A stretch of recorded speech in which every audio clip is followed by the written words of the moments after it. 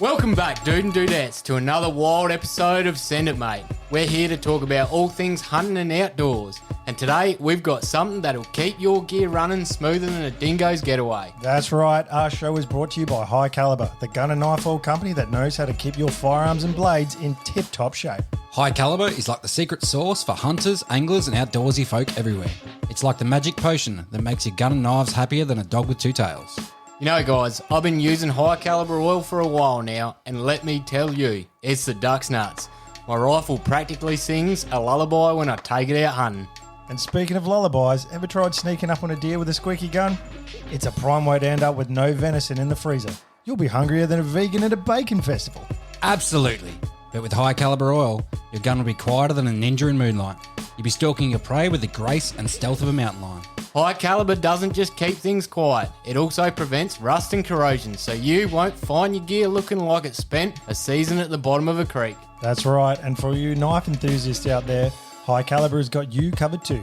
Your trusty blade will slice through anything smoother than butter on a hot biscuit. So, folks, don't let your gear become a rusty, squeaky mess. Head on over to highcaliber.com.au and grab a bottle of their oil today. And if you use the code SENDITMATE at checkout, you'll get a special discount. I say again, use the code SENDITMATE for all your oil slick, stealthy hunting needs. Thanks to High Caliber, you'll be sending it in style and silence. So, gear up, oil up, and send it, mate. High Caliber, the ultimate oil for the ultimate hunter.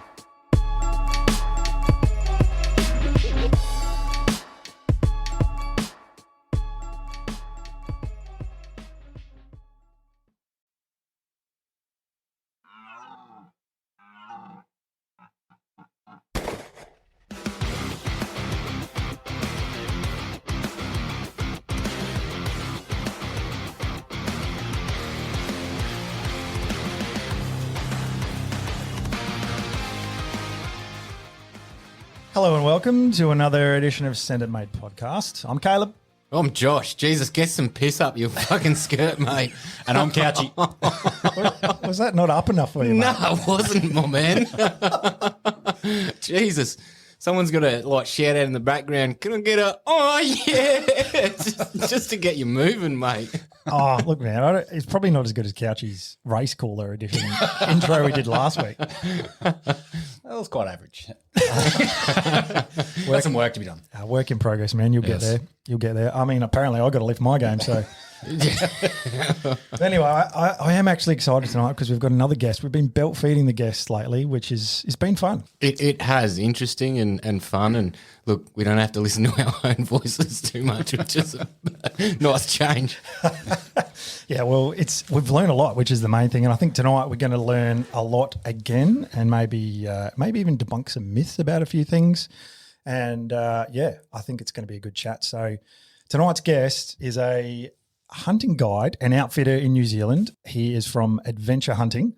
And for those of you who don't know, Adventure Hunting is a adventure hunting park in the most northern part of New Zealand.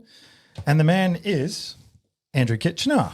Welcome. I hear you say you don't want to hear the sound of your own voice, but I think my voice is probably a bit hard to understand sometimes. You talk about a lot of people, I sound like Darren Lockyer or... Yeah, I can hear it. She got smacked in the throat playing league. That's why. Same thing as what he got. Oh, ouch. A lot of league players get smacked in the throat and end up with a voice like this. Oh, well, it's not too bad, man. It probably like sort of just lulls out the New Zealand accent a little bit. Yeah. But if I was going to go on who you like, I actually think you look like David Warner. Yeah, a little bit. Yeah, you're only about the 500. person to say that. Yeah. I was just looking at you on screen then I'm like, you just need a bit of a mo and you'd be a dead ringer. No, I've been told that many a time. All my mates reckon I look like him. They're always giving me shit, calling me Warner. It's not a bad doppelganger, I suppose. It could be worse. Yeah, you could look like Caleb. Oh, settle down. Anyway, how's your day been, Kitch? Full on, pretty busy.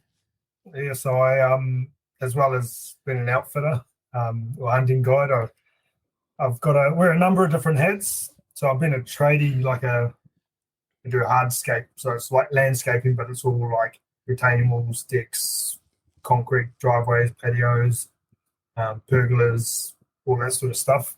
I've been doing that for 15 years or so. I've had my own business, and I still do that just myself now. I got rid of all my staff. I had up to 15 staff at one stage and got rid of them all, and I just do it when I'm not hunting, so 1 or 2 days a week. Yeah, today I was building a big retaining wall, keystone retaining wall, so 15 42 kilo blocks, like each block is 42 kilos.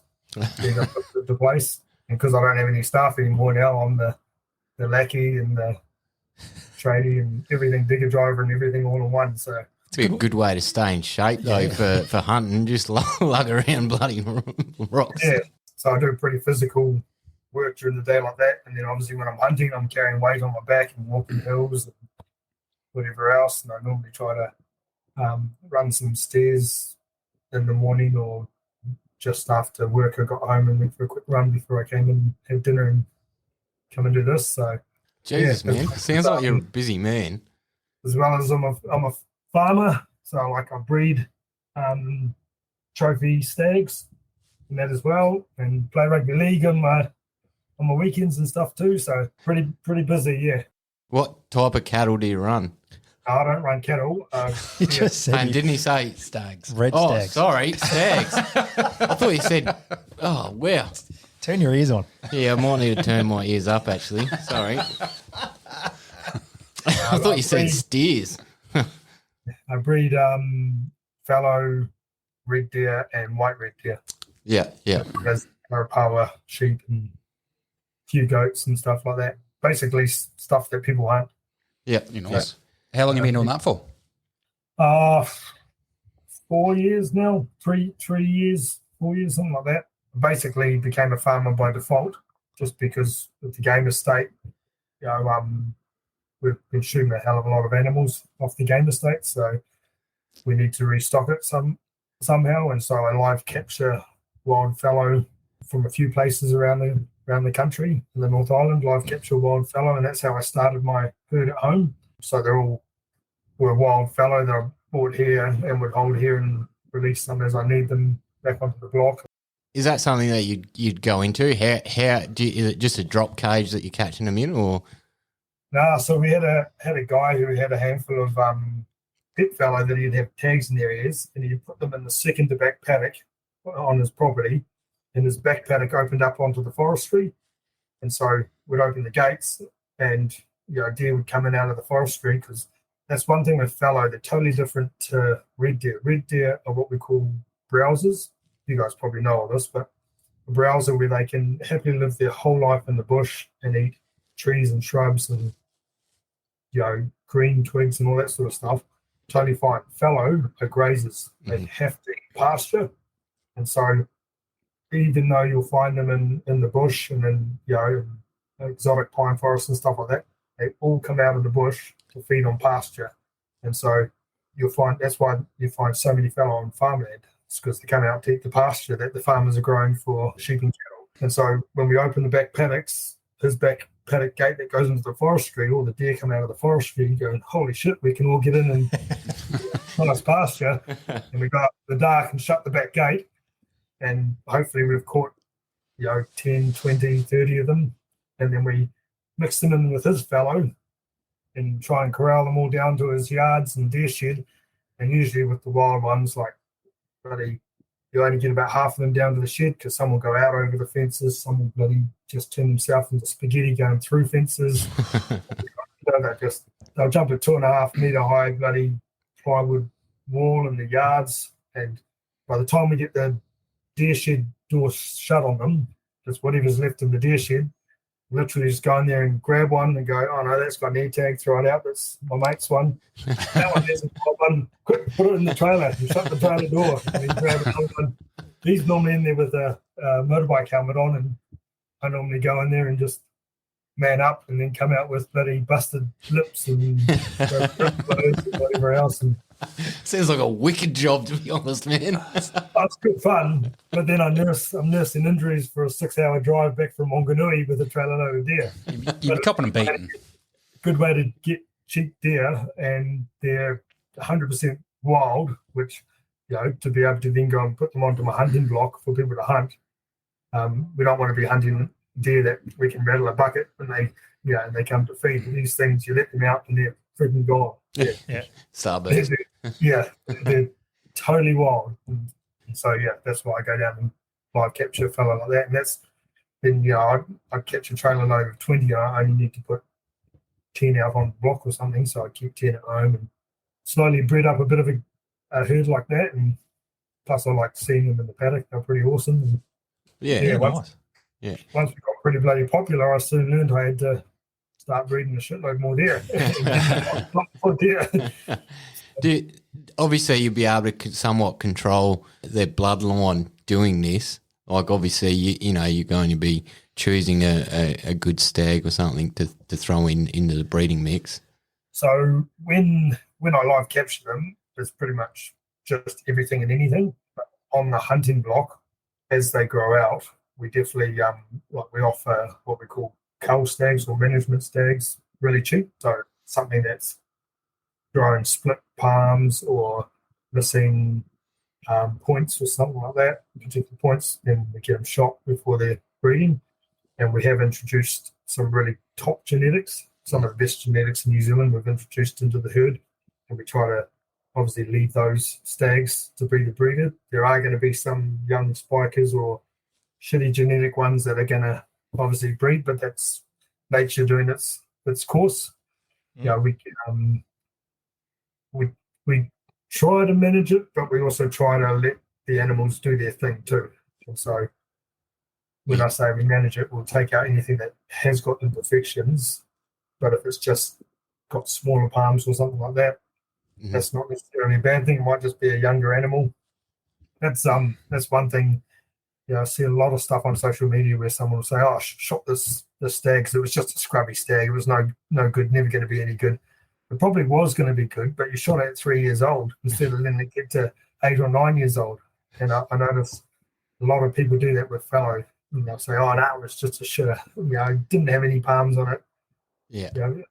A genuine wild fallow buck is probably not going to have really good palms until it's 7 or 8 years old.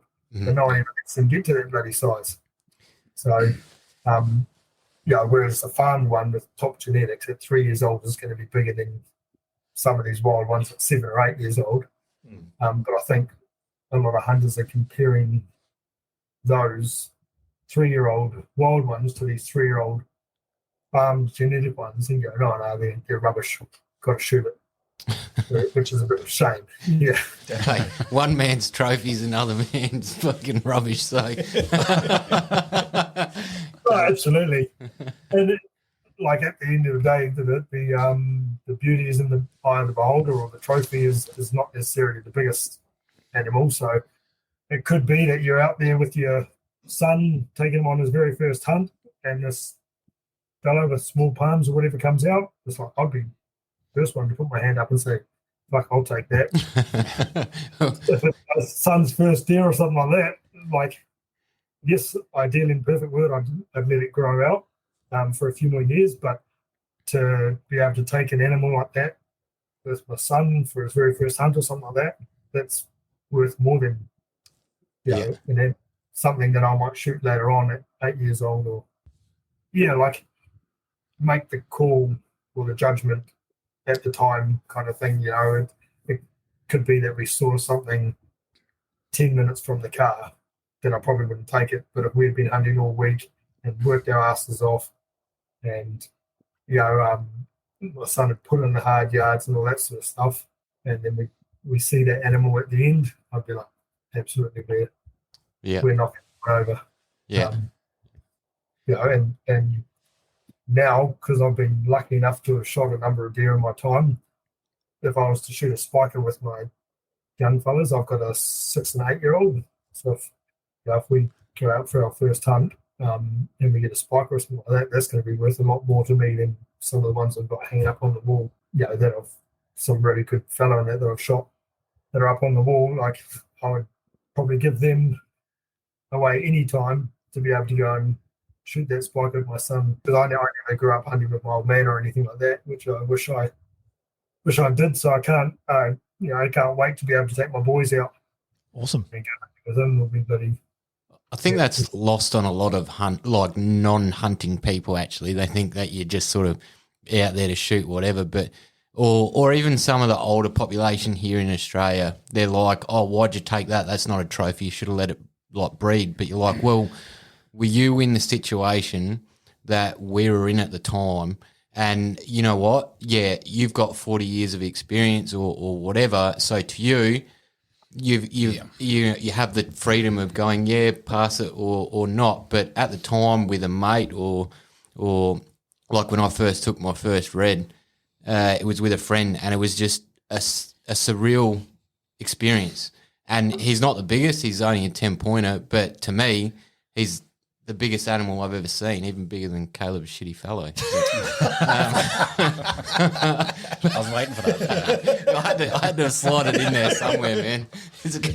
Story of your life. But I think it's a lost on a lot of people. It's about that experience in the moment, most definitely. I guess that's the beauty of having a variety of animals as well, is that you can cater to all your clientele in where they're at. And, you know, it might be their son or daughter's first time. And I think that's a good idea to have that variety available. So, it's, you know, it's not all just a massive trophy stag every time. So people have got to go on a progression. I understand that. So, like the on our block, the percentage of hunts that are trophy hunts, we're probably only looking at 5% of the hunts that are trophy hunts. So most of them are people's first year. We opened May last year, 1st of May last year. Oh, yeah. And I haven't worked out the stats since Christmas, but from the 1st of May to Christmas last year, and that included 3 months of lockdown that Auckland was in, we'd had just first-time hunters alone. We'd had 44 first-time hunters. Out of those, 39 of them had never, ever shot a rifle in their life before. Wow. The first time they ever held a rifle or shot a rifle. Wow. Every single one of them, we got their first deer for them. Oh, wow. So we literally, they turn up, we do a range session. Doesn't matter whether you're a first timer or you've got 50 years experience hunting. We go down to our range and we just make sure everybody's competent and confident behind the rifle, whether it's my rifle or theirs. If it's their rifle, we're making sure it's actually zeroed in. And yeah, we get people shooting the 200-yard gong because that's a really good round number for the distance that we tend to shoot on the hunting block. And the number of people that turn up and they're just a bunch of nerves. You can see they're just really apprehensive to shoot in front of me, or it's like, I'm no sharp bloody shooter. I'm confident and I'm a confident hunter, but I'm definitely no Olympic gold medalist shooter or anything like that. And yeah, I teach them some good habits, talk to them about their breathing, gun safety, all that, and we line them up on the 200-yard gong, and 90% of them smack the first shot. And you see them sort of sit back and go, whoa, I'll be able to do that. And it's like, put another one through. And I put another one through, bang, smack the gong again. And it's like, there you go. It's not that hard. You just, once you've been taught good technique and get your breathing right and get people comfortable, it's pretty easy. And then we put the practice in at the range and we take them into the block. Usually it's one bullet is all we need in the block. Line up the animal once we select the right one. Find the animal and select the right one, and then line it up. And usually it's one bullet, one dead deer on the ground, and the people walk away. And just about everybody at the end of the day is like, I never for a second thought I was going to be able to do that. So to be able to send someone home, like absolutely chuffed in themselves and super proud of themselves, and to be going home with like some organic, bloody wild venison that they can tell all their friends about, and every time they have a barbecue, there's a bit of a story they can say, and you know what I did to secure this, and how far I had to carry it out, and all that sort of stuff. And that's a real awesome feeling to be able to introduce, be the person who introduces someone to hunting and teach them all those first steps kind of thing, and get that success for them. And just that look on their face, how proud they are of themselves and how surprised they were actually able to do it. And they all come here. It's a big feat. Yeah. Yeah. It's a huge, especially a first timer. I mean, I'm sure we can all remember the nerves that run through your body when you're shooting that first animal, and you just, I think most hunters have been through it where it's this uncontrollable shake, and you're just like, what's wrong with me? I still get nervous every animal I take. I still sit there just like, got to make sure this counts, because, we are obviously being hunters, we do kill animals. But for me, like the most important part of it is the animal's welfare, in that I'm dispatching this animal humanely and as quickly as I can. So the last thing I want to do is just go, oh, there's one, bang, put some lead in the air and hope something hits. Yeah. That's, if I'm not comfortable, if I'm not confident that I can make that shot, I don't take it, because at least that animal will be there for me to hunt again tomorrow or the next time I come back. Or I do everything I can to make sure. I do everything I do is to ensure that it's I've got clean. the least amount of chance of injuring the animal. I'm making sure that one shot is going to hopefully drop that animal on the spot, clean, quick kill. Yep. The animal's not put through any undue stress or anything like that. Mm. And so even though I'm sitting there all real comfortable and I know I'm confident with my rifle, my shooting, I still sit there going, right, are you sure? Double check. Are you sure you can make this? Are you sure the animal's going to be sweet? And obviously I've been pretty successful over the years. And I think in my whole shooting, there's only ever been one animal that I haven't been able to find. Mm-hmm. And that was actually a client who shot it.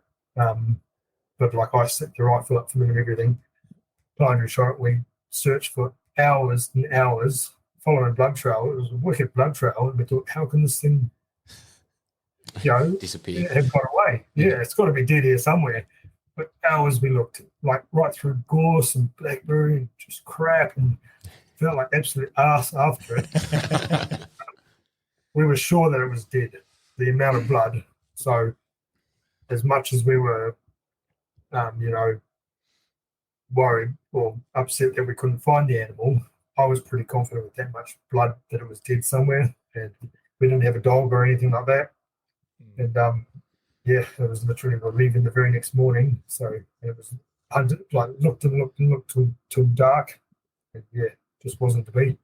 This sparks a question for me, actually. So in that scenario with a client and they've shot at an animal and it can't be found, are they still paying for that animal in that scenario? So that particular scenario, I didn't make them because they had been with me 6 times. Like I guided them 6 times. So essentially I discounted the hunt for them on that one. I was like, but normally, yes, I make the call, and I tell you right at the start, if you shoot and wound an animal, you're paying for it, whether we find it or not. Like I said, that's the only time we haven't been able to find one. Okay. But one thing, but saying that, it also makes the person aware that they can't just take a random shot, because then they're worried that they might not get their animal and they're still going to have to pay for it. But that is the rule, and with every outfitter, they'll be the same. Yep. And it's our call, even if the client says, no, I didn't hit it, we're the ones who are making the call to say, we believe you did, and you're paying for that one.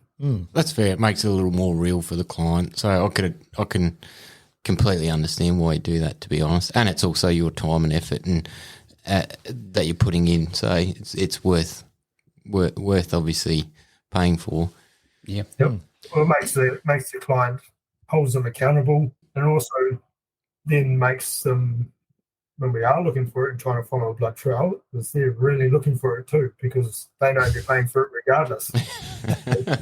That's sort of pretty amazing. That's not the first one or the only one that you haven't found, considering how many new shooters or people that haven't shot. We lose and go things in hunting. desert here. It's insane. And we still lose it. I'd imagine it'd be quite a hard sort of feat to sort of get those new guys onto their animal, let alone for them to take it sort of successfully as well. Yeah, well, like I was saying, we spend that time at the range to get them confident and competent behind the rifle. And we talk about shot placement, and if the animal's quartering, if it's towards us, away from us, if we're shooting on an angle down into them, all that sort of stuff. And every single shot especially with the new people, is I'll be right there beside them at the gun, like saying to them, right, I want you to be aiming just in front of this shoulder. See how it's quartering towards us. You're shooting just in front of the shoulder on this side closest to us. It's going sort of between the shoulders in the middle and out the back of the shoulder on the other side, kind of thing. So we talk all about that. So pretty much 95% of the animals that we take drop within, like, usually drop on the spot or within 10 feet of where we shot them.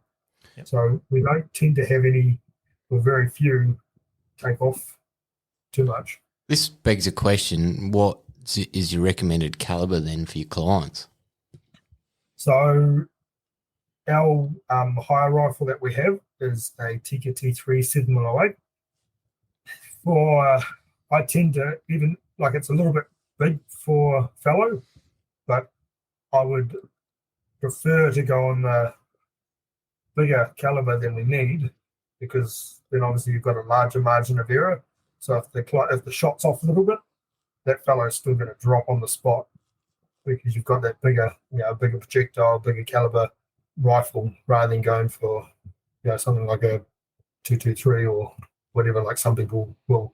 Another thing I also preach on the block is that we don't tend to have people do what we call a meat saver shot, so a headshot, because for me, we go in that shoulder, and that kill area is about the size of a basketball.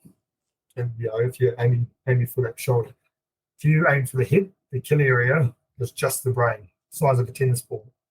If you shoot it in the head and shoot that bottom jaw, that animal's still got 4 legs working perfect, still got a heart pumping blood, it's gone. Yeah. And that's going to die of dehydration, starvation, or infection, and it's going to have a long, slow, painful death. And then you've lost all your meat. So how is that a meat saver shot? You've lost 100% of the animal. Run away. Yeah. True. Very true. That's a fair point.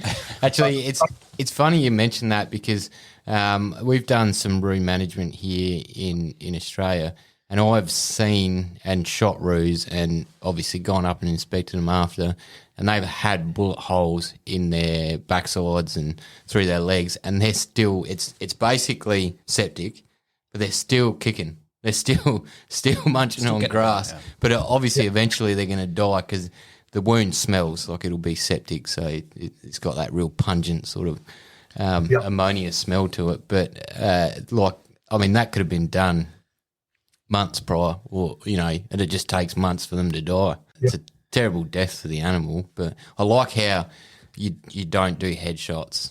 Well, in saying that, we have done headshots. Like if the animal's lying down in the reeds and it's only at 50 yards or something, and all you can see is its neck sticking up with its head, well, it's 50 yards. We're bringing that, the animal's not at 200 yards anymore, it's at 50 yards. So, and if that's the only shot that's presented, then if I'm confident with that shooter, then I'll say, okay, you can take the headshot. Otherwise, if we can see some of the neck, we'll try to take the next shot, because the neck's only that wide, but it's that long. So we've still got a lot bigger shot.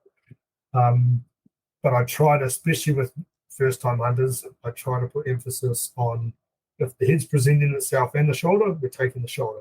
We want to do as much damage as we can to that animal, as much catastrophic damage as we can, so we know the animal's going to be dead instantly, like dropped on the spot. Worst case scenario, if you've broken its back or something like that, it's still dropped on the spot, it's not running away anywhere, we can go finish it off. Quick. Very few have had to do that. I'd rather waste 5% of the meat that's blown out of the back of the shoulder than 100% of the animal that's run away with its bottom jaw blown off it.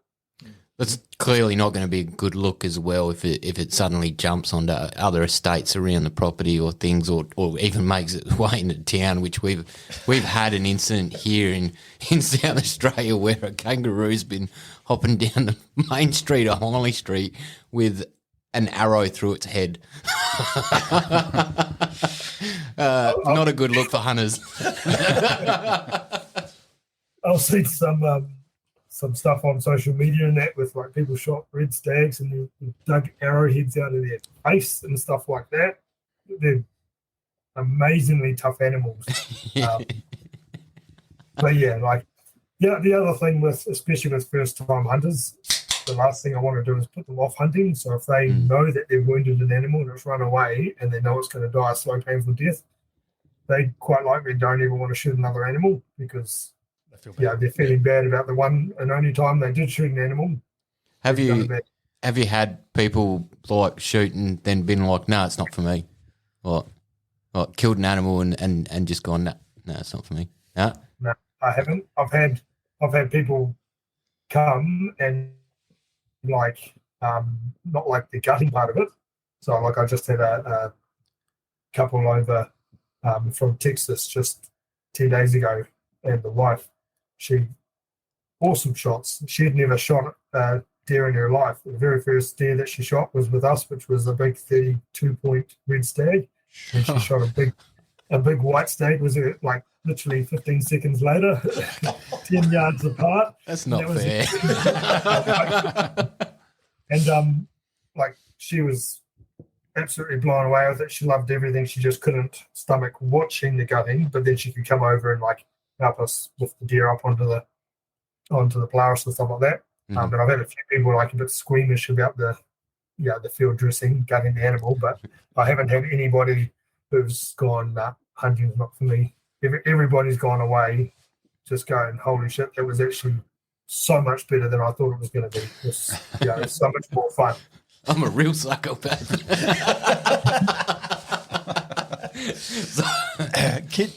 the thing is, so many people like think that hunting is this blood sport that we just love going out and killing animals, but it's so much more than that. And that's the thing, the killing that animal is literally a couple of seconds worth, and then 5 minutes worth of blood and guts when you're field dressing it. But the rest of it is like just watching animals or the scenery that you see, the camaraderie amongst your mates, the back in the camp having a beer and telling stories of previous hunting trips, or even that day if you guys went into separate catchments or something like that. All of that people don't realise about hunting. It's not you can tell people as much as you can about it, but until they've actually gone and done it for themselves, they don't actually realise that 98% of the hunting is not killing animals. It's challenging yourself mentally and physically, against the animal, against the environments that you're hunting in. It's you go sit up on the top of the Kawaki Ranges, or any ranges here in New Zealand. We've got a bunch of different ranges, but you sit up there with no cell phone reception. So I've got no staff ringing me or clients ringing me about like trading jobs or whatever. Got no crowds. I live in Auckland, so we've got traffic, we've got crowds. None of that stuff. Don't have any emails, no phone calls, no kids screaming. I'm literally the only person in the world right then, and I could just lie back, have a sleep in the sun, and just go, don't need to shoot anything today. I'm happy just resetting, pushing reset, having some time to myself, enjoying the moment, go back to camp and have a beer with the boys and do it again the next day. Yeah, it sounds like a perfect life. Yeah, man, we're hearing you 100% on that one. Now, Kitch, you said something very interesting to me before, certainly from a perception on estate hunting point of view, and that only 5% of the people you take out is for a trophy hunt. Now, do you know if that's specific to you and your estate, or is that sort of as a whole in the industry, is that sort of what the figures look like as well? Because certainly if you look at your Instagram, for example, you're very good in that you'll say what's a management stat, like a cull buck sort of thing, or whether it's a trophy hunt or all that sort of stuff. But the trophies still get focused on because they're good to look at. So is that stat around trophy hunting sort of similar across the board? No, I wouldn't imagine. That stat is purely my estate. because we actually opened up during COVID, so Yep. our borders were closed. Where I had no international hunters. I got rid of all my staff with the landscaping, and I decided I'm going to be an outfitter. And just as I started doing that, 2019 was when I registered the business and started trying to do a website and come up with some ideas and catch a few wild deer and all that sort of stuff. 2019, and then boom, COVID hit. We got locked down. Started 2020. That was just as I was starting to sort out the hunting block, and so I've had no international hunters. So I have had no, client list or anything building up. And because our borders were closed, I wasn't going to be getting any. So literally, I had to diversify and go, right, I'm going to have to shift my target to Kiwi hunters and meat hunters, because not many Kiwis want to go and spend 20 grand on a big trophy animal. So yeah, that's why I was doing a heap of meat hunts and first time hunters and that sort of stuff. Eventually, what I'm looking to do and what I was trying to do is, be a game estate catering for international trophy hunters, which is where I will be going, but I'll still be doing the meat hunts as well. So trophy hunting tend to probably get 90% of my yearly income in about 4 months of work, and then we just do meat hunts the rest of the time. And that'll pretty much just be a wage, putting food on the table for the kids and bit of entertainment money and that sort of stuff, and all the bills will be paid from the trophy hunts. 20 grand as a hunt. Fuck. Just do like 5 months a year. I'd be like, yeah, I'm gonna just sip bloody pina coladas on the beach. No, that makes a lot of sense to me. Supposed to let me do that though. So you just sit around and do nothing. so you said that the borders open up. Have you been getting some trophy hunters in? Yes. So I've had a few Kiwi trophy hunters come, but I had one like unbelievably awesome trophy hunter, a Kiwi celebrity, but I can't say who that was. But I've had some really nice representative up to about 20-point stags shot by some Kiwi hunters. But I've had a guy from Belgium come in, where we got a bunch of big. He came over because he wanted to hunt trophy goats, of all things. We shot some wicked big bow hunting, some crazy trophy goats and Arapawa ram. Had got these people from Texas where they shot a couple of a big red stag, a white red stag, and a fallow buck. Had a guy from Aussie. I'm currently talking to a bunch of Dutch guy, as well as a few more from America for next year. Got a super yacht coming in early next year. So I'm starting to get quite a few internationals get hold of me. But yeah, like our borders only opened 1st of June, I think it was. So we literally had 8 weeks of hunting before animals started casting. We've had at least half our big stags cast now. So yeah, we pretty much finished up trophy hunting a couple of weeks ago. Will you switch from your estate to hunt crowned?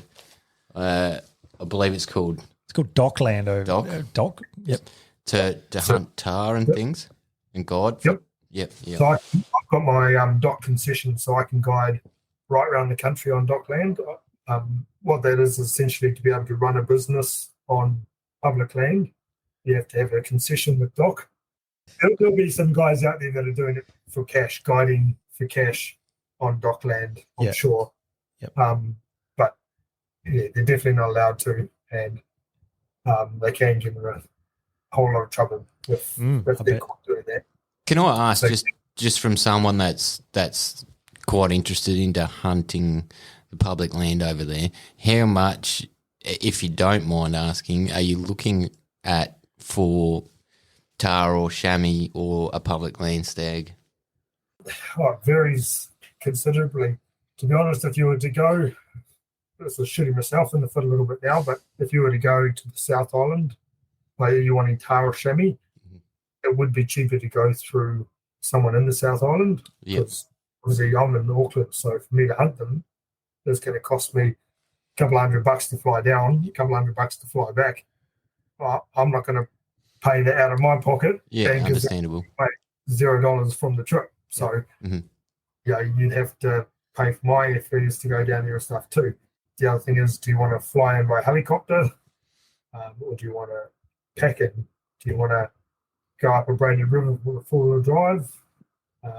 There's all sorts. So essentially, I try not to do any what I'll call cookie cutter hunts. Yep. So literally, I'll have a group of people get hold of me with a budget, their experience level, their fitness level, their food requirements, how old they all are, how many there are, because it's going to be different if there's only one person or four people, all that sort of stuff, whether I need to supply the gear like tents and stuff like that, or whether what time of year it is, whether we're going to be fly camping or whether we actually have to stay in huts, which I have to pay dock for huts if I'm going to be using them as a business as well. Mm-hmm. So it's hard to put a price on it, to be honest. I don't mean to put you on the spot. I'm personally curious, and there's a big group of us that wanted to, and I guess the grandfather of the group had been Richie. Shout out to you, buddy. He had been talking about a chopper, and I just look at him when he says chopper, and I'm like, yeah, I'd like to do it, but Jesus, man, sure, my sister's a pilot, so that shit ain't cheap. But there's plenty of areas where you can walk in, depending on what time of year with snow levels, that sort of stuff. Just to give you a real rough idea, for myself, I charge $500 a day for me to come as your guide. Yep. If we go on public land, there's no guarantees at all. We could go for 3 days, you pay me $1,500 and we walk out of there with nothing. Could go the other way and we walk out of there with everybody comes home with something, and I don't charge any success fee. Because for me to run a business and to shoot a deer on public land, I have to pay dock $1 per deer. Different for tar, I have to pay a lot more for tar. So you would have a success fee for bull tar or something like that. But yeah, like if we went and shot, everybody shot a deer, so long as we're doing our best to take every bit out or as much as we can, I wouldn't be charging you per animal. You'd still just be paying my day rate. And obviously, if I've got to supply food and tents and stuff like that, or a Polaris to get us in or something like that. But yeah, my actual guide fee would only be $500 a day. Your cabins out there as well, there's like $50 or $60 a day, or isn't it, or something like that for the cabins? The huts. The huts. So huts. So for New Zealanders, for Kiwis, I believe they're free. I've never, to be totally honest with you, I've never stayed in a dock hut. I try to, if I'm going hunting, I try to go away from where everybody else is staying and everybody else is hunting and stay off the tracks. Literally, do a little bit. I like to do a little bit of research myself and my mates who I do all my recreational hunting with. We don't tend to go into any area blind. We try to even just look on Google Earth and look for clearings and stuff like that, and then try and get the GPS mark, put it into our GPS, and then we've got a bit of a, when we get there and we know the wind's coming this direction, whatever, we work out a bit of a stalk and which way around, whether we're going to go anti-clockwise or clockwise to check out these 6 different clearings and that sort of thing, and we'll work out where we're probably going to camp, which is away from dock hunts and dock tracks and stuff like that. See, one thing. Right there, just quickly, right there, I already know that you're a good guide because you're not going to the same places where I would go, like the hut. Go on the easy spot, that's for sure. The thing is, obviously, if it's frequented by a lot of people, you're likely there's been a lot of deer shot out of there, so numbers might be lower, or the deer might be a bit more cagey and on edge because there's heavy traffic, which means it could be a lot harder to hunt. The other thing is safety. You know, if it's easy for someone to park their car and walk into, then you could get a lot of weekend warriors out there. Which, when I say weekend warriors, again, there's 95% of people are awesome hunters and really safety conscious. Really good practices with their firearm safety and stuff like that.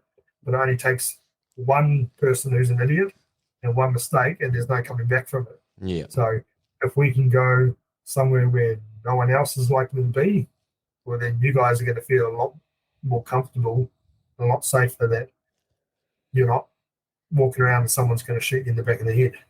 So I don't mean to put you on the spot with those questions. It's just purely it's a personal thing. Like we all at this table actually want to go. So yeah, it's nice to sort of get a bit of an insight, and I'm presuming a lot of our listeners as well would like an insight, because it's quite foreign. Even though as close as New Zealand is to us, it's quite foreign, the costs and things involved to go over there. So I didn't mean to put you on the spot, but that's where it is.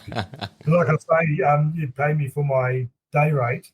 Yeah, I carry PLB, I carry first aid kit, I carry GPS, I carry local knowledge of an area. And even if we're going into a spot I've never been before, I've gone and spent hours and hours of doing homework on it. So we're not actually going in there blind. So I've asked around other hunting guides or mates of mine, and got a bit of, got the good oil on that spot. Or I've gone and done a recon if I'm really not sure on it and can't get information from others, or don't feel I've got enough information from Google Earth and Topo Maps and whatever else, then I might go and do a recce myself and have a look. Or I'll get another guy to come along with us too. And so it definitely, whether you guys would be going with myself or another guide in New Zealand, it's definitely worth going with the guide. You're only going to increase your chances and heighten your experience. You guys can rest assured when you go in there hunting, you can just enjoy your hunting and not have to worry about all the health and safety stuff that's going on. And that's if you go with someone, a registered guide, with someone like myself who's a member of the New Zealand Professional Hunting Guides Association, then going with someone like that, we've at least, because in New Zealand there's no law to say you have to have any sort of certification to be a hunting guide. Any cowboy could go and be a hunting guide and put their hand out and ask for some money, and when the shit hits the fan, they're gone. They're like, I don't know these boys. Whereas someone like myself, who's a member of the New Zealand Professional Hunting Guides Association, so we've gone down and we've done a week-long course where we've been assessed throughout the course, where to pass the course, we've obviously had to meet a standard. We have to adhere to that standard. If someone, you've got, like I've got someone to answer to, that if you guys have a problem with me, you can ring up the association and say, oh, look, Andrew from Adventure Hunting, I believe he's a member of you guys. He did this, this, and this. He was absolute rubbish. We never felt safe, all of this.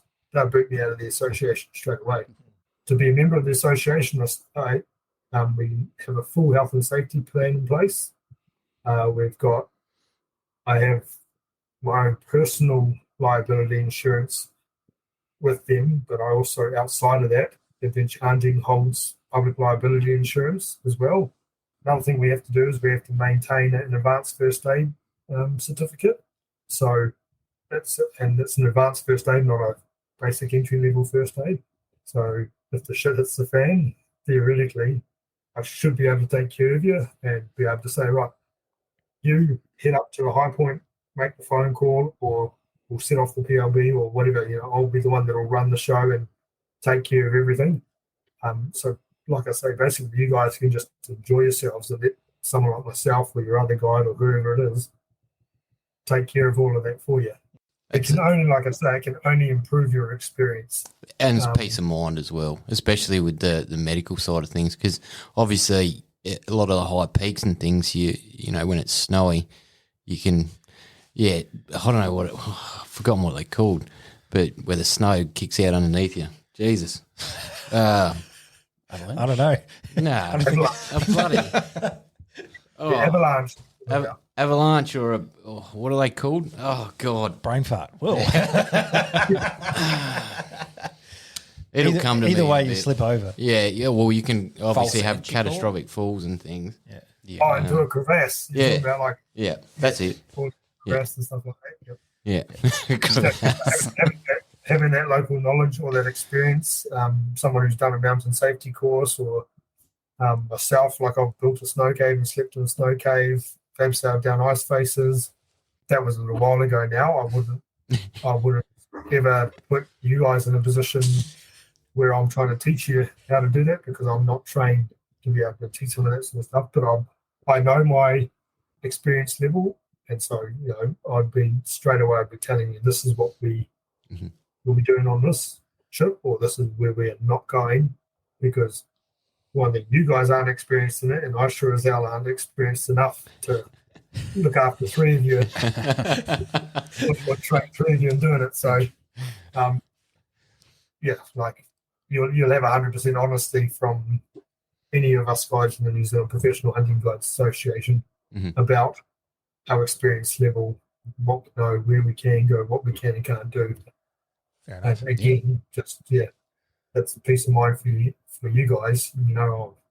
This guy's done this before, or this guy is not taking us there, which is good because we don't have a clue what we're doing over here either. So I've got to ask, what's it like sleeping in a snow cave? Sounds cold. It's not actually that bad.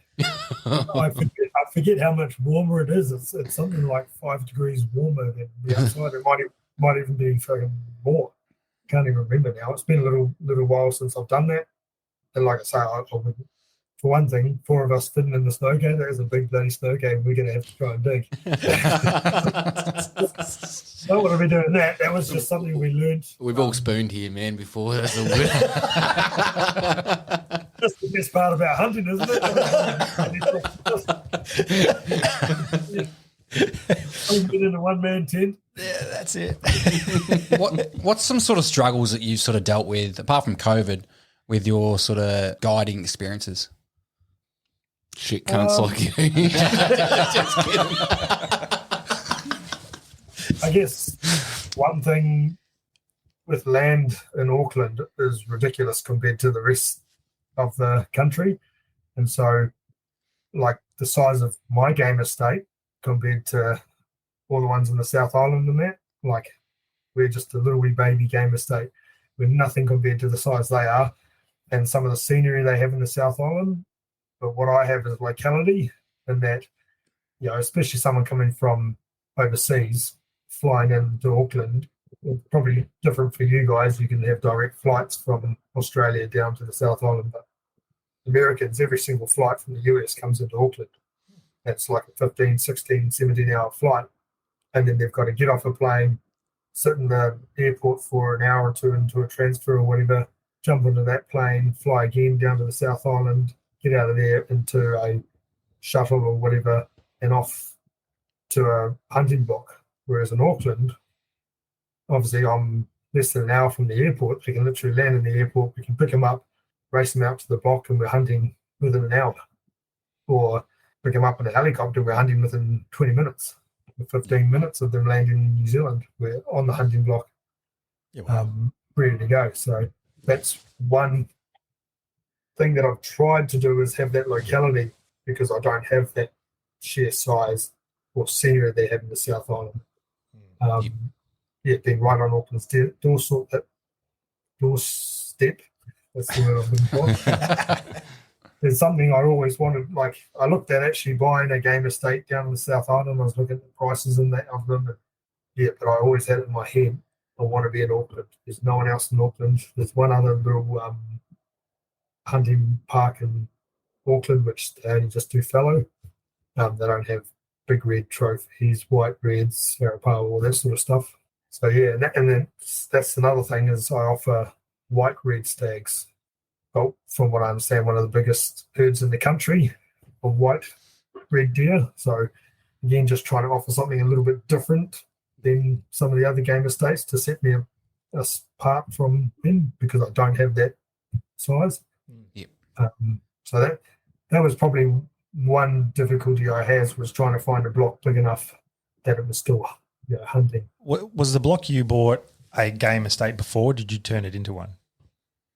No, well, the block's actually my brother owns the farm. Okay. And I actually lease it off him for hunting. Yep. But he still farms sheep and beef on it. So he's got what's called a Hereford cattle. You guys know Hereford cattle? Yep. Yeah, so he's got a Hereford stud. So he breeds Hereford bulls to be able to sell. And so he farms it and I hunt it. Makes sense. That's a good arrangement. Very good arrangement.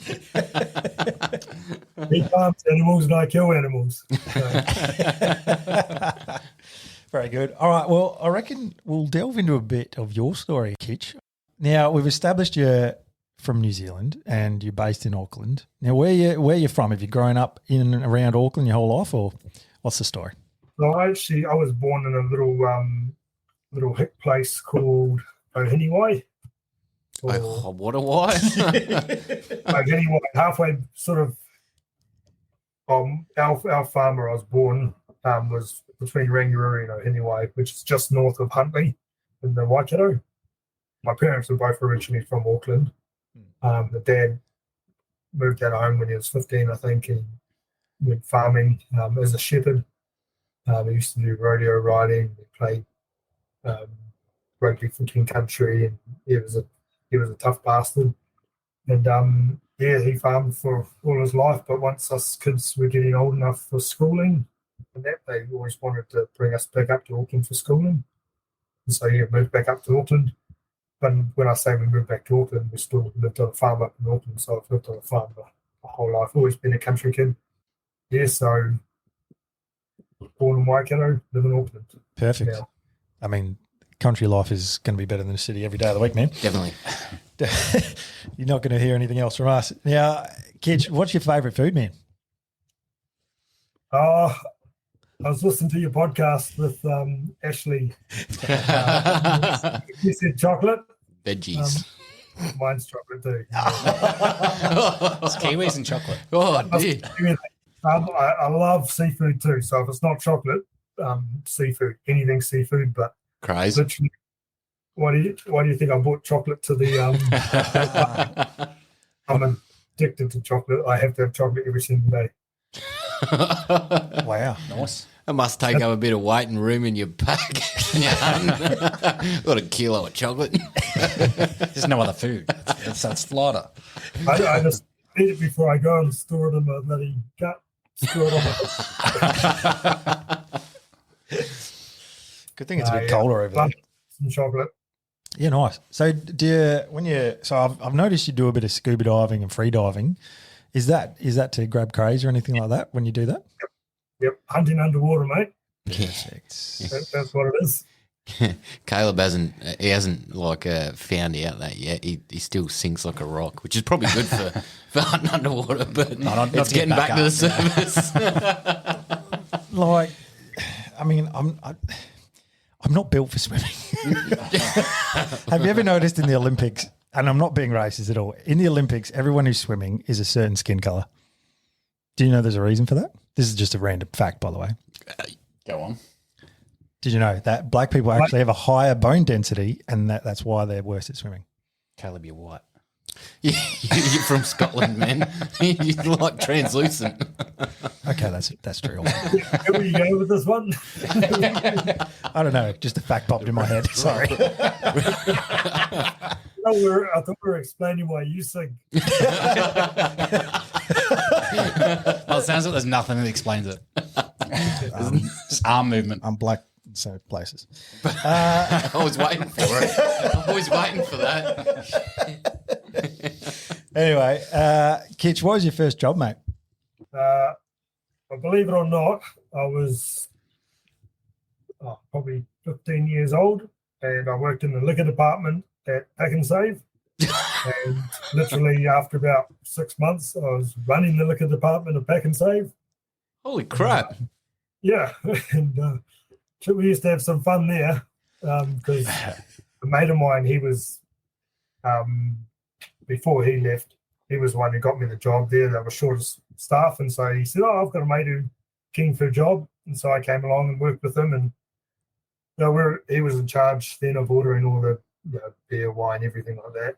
And some of the stuff we used to do, like every so often you'd have a box of, say, export gold that had broken, fallen off a shelf and broken or something, and one of the cans had been punctured, and so that's got to go out the back.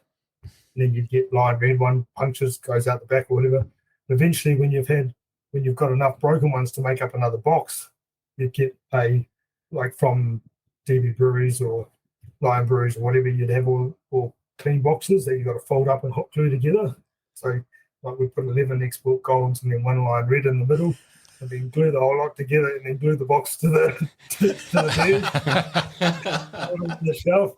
Some poor bugger who's just dying for that cold beer at the end of the day goes into his fridge and he just can't pull them apart, and then he finds a line red in the middle of all the DB exports. What happened to that one that you didn't put in there? That's what I want to know. Wait, you would have been like the... Oh, no. One would be busted, so we'd still put a dozen, we'd just make it a lucky dip. So it would say export on the outside, but who knows what was on the inside. That's actually probably a pretty smart business idea. You buy a carton of Lucky Dick carton. Lucky Dick carton would be even more. Sort of give me misses every night. Oh dear. I was doing that for like a couple of years, and that was like $6.10 an hour or something like that. I was earning, and then it's about $5 Australian.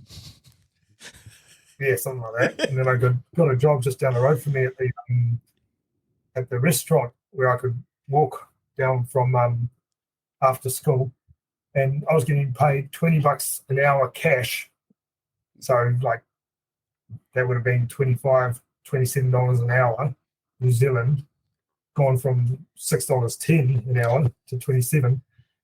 And literally the first day I walked in there and introduced myself to the chef and that, and he says, all right, first thing I'm going to get you to do is to clean out the chiller. And I was like, oh, okay, yep, sweet. That's what I got to do as a kitchen hand, is wash dishes, clean the chiller, mop floors, whatever. And I get a bucket of soapy water and a mop and all sorts of stuff. Go to walk in and he goes, hey, what are you doing? And I was like, cleaning out the chiller. Isn't that what you asked me to do? He's like, well, where's your spoon? I was like, spoon? And he's like, you know how much bloody chocolate mousse and cheesecake and stuff's in there? And I was like, oh, really? And he goes, yeah. And he goes and gets his big plate and bloody spoon and stuff for me and follows me in, and he starts loading up the plate with all this dessert and stuff for me and stuff. I've been there like 10 minutes, and here I'm stuffing my face for the cheesecake and all sorts of stuff. I'm getting paid $20 an hour cash for it. I was like, fuck, I like this job. We used to have like crayfish for dinner and all sorts of shit. Nice. But the owner owned a number of racehorses, and everything went really well for about a year and a half, and then all of a sudden business sold up. For me to keep my job, I was having to get paid $7 an hour after that. So there was no more cashies and stuff. So I ended up leaving there. Yeah. But that was quite good going from the liquor department to that. Yeah, that's a good We gig used as to a have young bit of fun fella. that one. Horses will do that to a person, though. You want to be poor? Buy a fucking horse. Like Dad said. It'll drain your bank account real quick. All right, Kitch, next question. If you could trade places with anyone in the world, who would that be? Yeah, I thought about this one a little bit. When I say a little bit, for about 2 minutes, and then thought, no.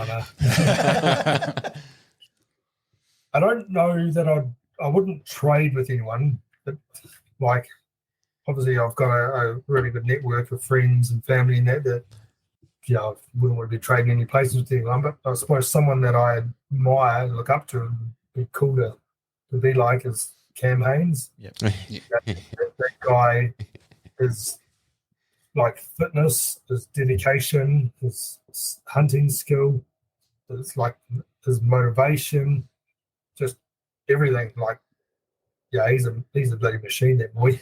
Yeah, I agree. I reckon there'd be like 1% of the population that are like him, like just supercharged, on the go, like works 9 to 5, then does his thing at the end of a day, hunts, trains for marathons, does everything,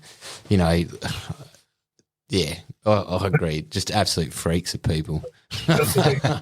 Say he works his 9 to 5, the number of people that comment on social media, he puts up a video of him running, and like people are like, oh, he doesn't run that fast for that amount of time, or someone else will comment and say, oh, yes, he does, but he trains all day, and he's paid to do this and given that. He's not. He bloody has a 9-to-5 job. Yeah. Exactly.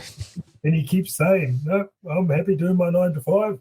That's, I want to keep doing that. And then I go off and I wake up early and I do running here. And then after work, I come home and I fling another 50 arrows and jump in the gym and, do weights and stuff. It's like he actually has a 9-to-5 job and manages to put all this other stuff in because he's motivated to and he's dedicated and he's awesome time management. And he's disciplined. Whereas the rest of us lazy buggers, we get home from work and like that. I'm having another one of these. Last thing I want to do is jump in the gym or anything. True. I got a feeling he has a very good very good woman behind him. Actually, like you were talking about dicks before. And Wait up! You said you built dicks. Dicks. Oh dear! I think it's ducks in New Zealand, isn't it? Hey, I think it's ducks in New Zealand, isn't it? dicks. Ducks. How do you say it? Dicks.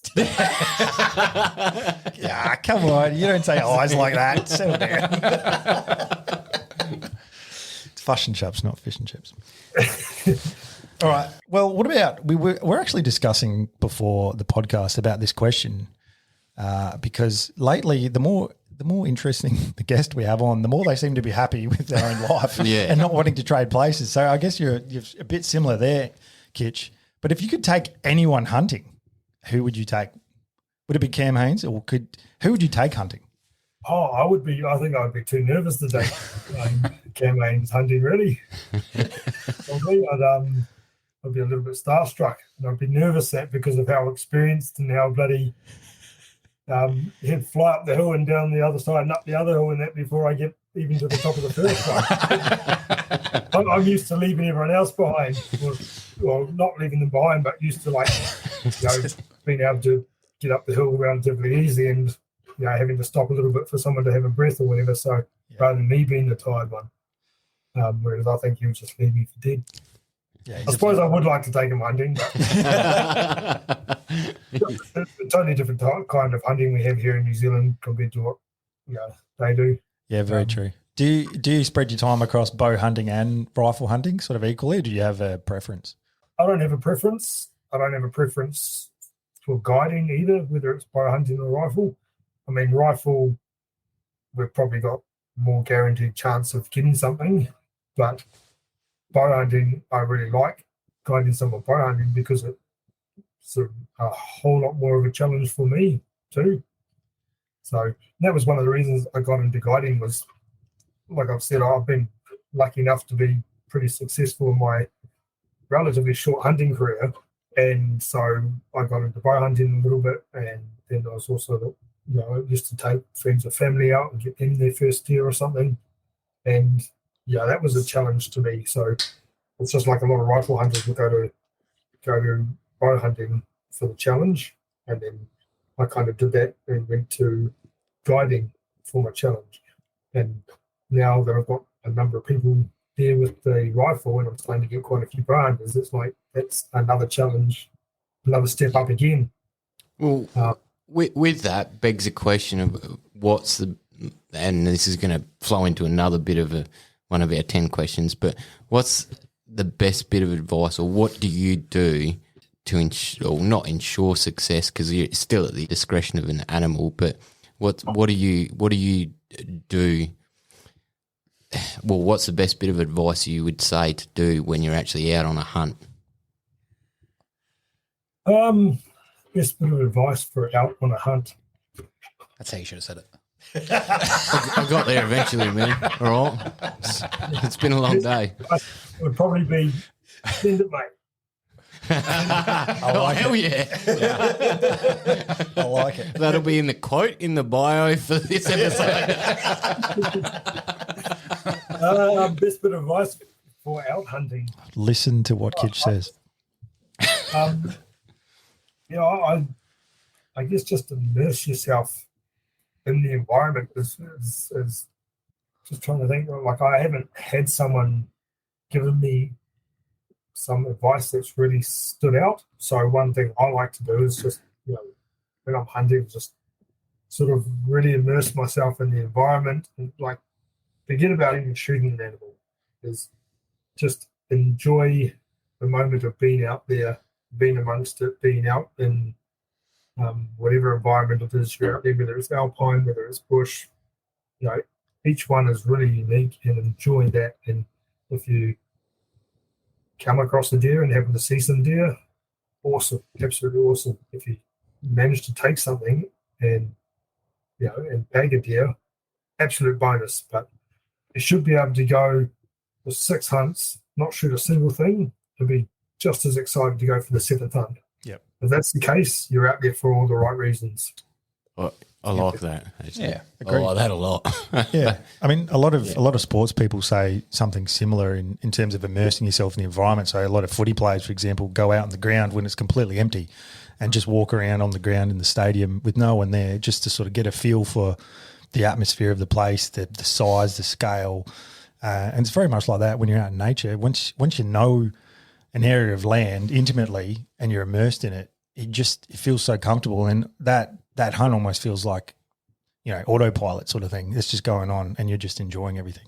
So, yeah, I really hear what you're saying there, Kitch. Good one. And like I say earlier, when I line up on the top of the whatever range it is, whatever, it's almost like going into that footy field stadium, walking around by yourself and just going, I'm the only person in the world right now. Like, I'm just going to enjoy this moment. Forget about anything else. That can all wait. At that moment, I'm kind of forgetting about the deer too. I'm not here to shoot a deer. If I do get the opportunity to, sweet, I might take it. But I'm just out here to enjoy our environment, enjoy my time by myself. This is my time. And usually I'm sharing it with good mates or family. And we're very lucky in both our countries to be able to have the opportunity to go off and do that sort of stuff and to get outdoors, and enjoy that. And we're probably even more lucky here in New Zealand that we can go and lie on the ground and not have a bloody snake or a spider or something. That was one thing with the Texas couple, is they're used to standing up and shooting off shooting sticks. Yep. And I was talking to them about shooting prone, so lying on the ground in prone position, and they're like, "Oh, what's that?" And when I told them, they're like, "Oh, no, we don't lie on the ground. We can't lie on the ground in Texas. We'll get a bloody spider or a snake or something like that. You've got to watch everywhere you go." And they're like, "What happens to your animals? What predators do you look out for?" I'm like, "None." The kiwi. So we got no predators. We got no spiders, no snakes. There's nothing that's going to hurt us. We can do anything we like over here in New Zealand. Yeah, that'd be Be a nice. bit more careful. Sounds pretty good. I don't even think I worry about spiders or snakes. I worry about prickles. I'm like, I've got to pull the 50,000 prickles out of my pants now. I don't think it's spiders, but snakes I definitely worry about, for sure. Nah. You've seen like what, a dozen in your life, and they're always. Oh, no, it's the ones I can see that I'm not worried about. It's the ones I don't. Like you stand on, or you, as you say, lie on, or something like that. That's generally when you get bitten. I feel like a bit of situational awareness there, and just be like, oh, okay, yeah. I'm Talking about under clear. bark or something like that, but yeah. Well, seeing as how I'm full of random facts tonight, do you know that in a year you supposedly swallow 15 spiders? Yeah. In your sleep, when you're sleeping with your mouth open, 15 spiders a year. Tell that to your missus. You're never going to get a wink of sleep again. No, I think I've told that before. I think that's more around swallowing snakes. Anyway. which she does 15 times a year. Anyway, Kitch, Josh asked you about a piece of advice to do with hunting, but what about in life in general? Is there a piece of advice that stuck with you that you sort of live your life by? Oh, there's a couple. I mean, I've never really had much, any excess money, but I like the one where you can't take your money to the grave. So basically, it says just get out there and enjoy it. If you want to spend your money on hunting, spend it on hunting. If you want to spend it on fast cars or boats or whatever, do that. Get out and enjoy yourself, because before you know it, I mean, shit, you could be hit by a car crossing the road tomorrow.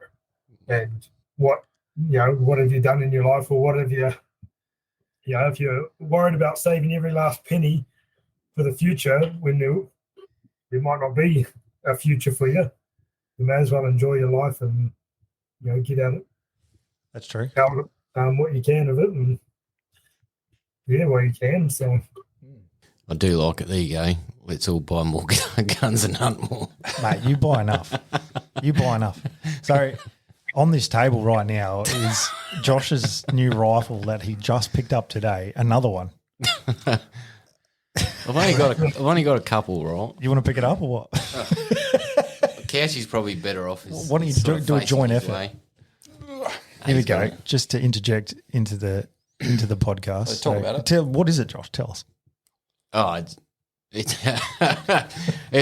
just a little bit of a build, isn't it? MDT chassis, Bartlett barrel, and a rem action in 223 AI. It's because we have this huge stigma here in South Australia that you can't shoot deer with a 223. So, Oh, Jesus. Yep. Thanks, Shannon. You should have picked it up yourself. That's twofold. It's too heavy. It's a heavy rifle. Have you already got a scope for it? No, that's another 2 years away, and I'll buy 2 more rifles before then. Yeah, the scopes. We were talking about this before, actually. A wise man once told us that you should spend double what you spent on the rifle in the scope. And, yeah, so that pretty much puts all the scopes that I'm looking at completely out of budget.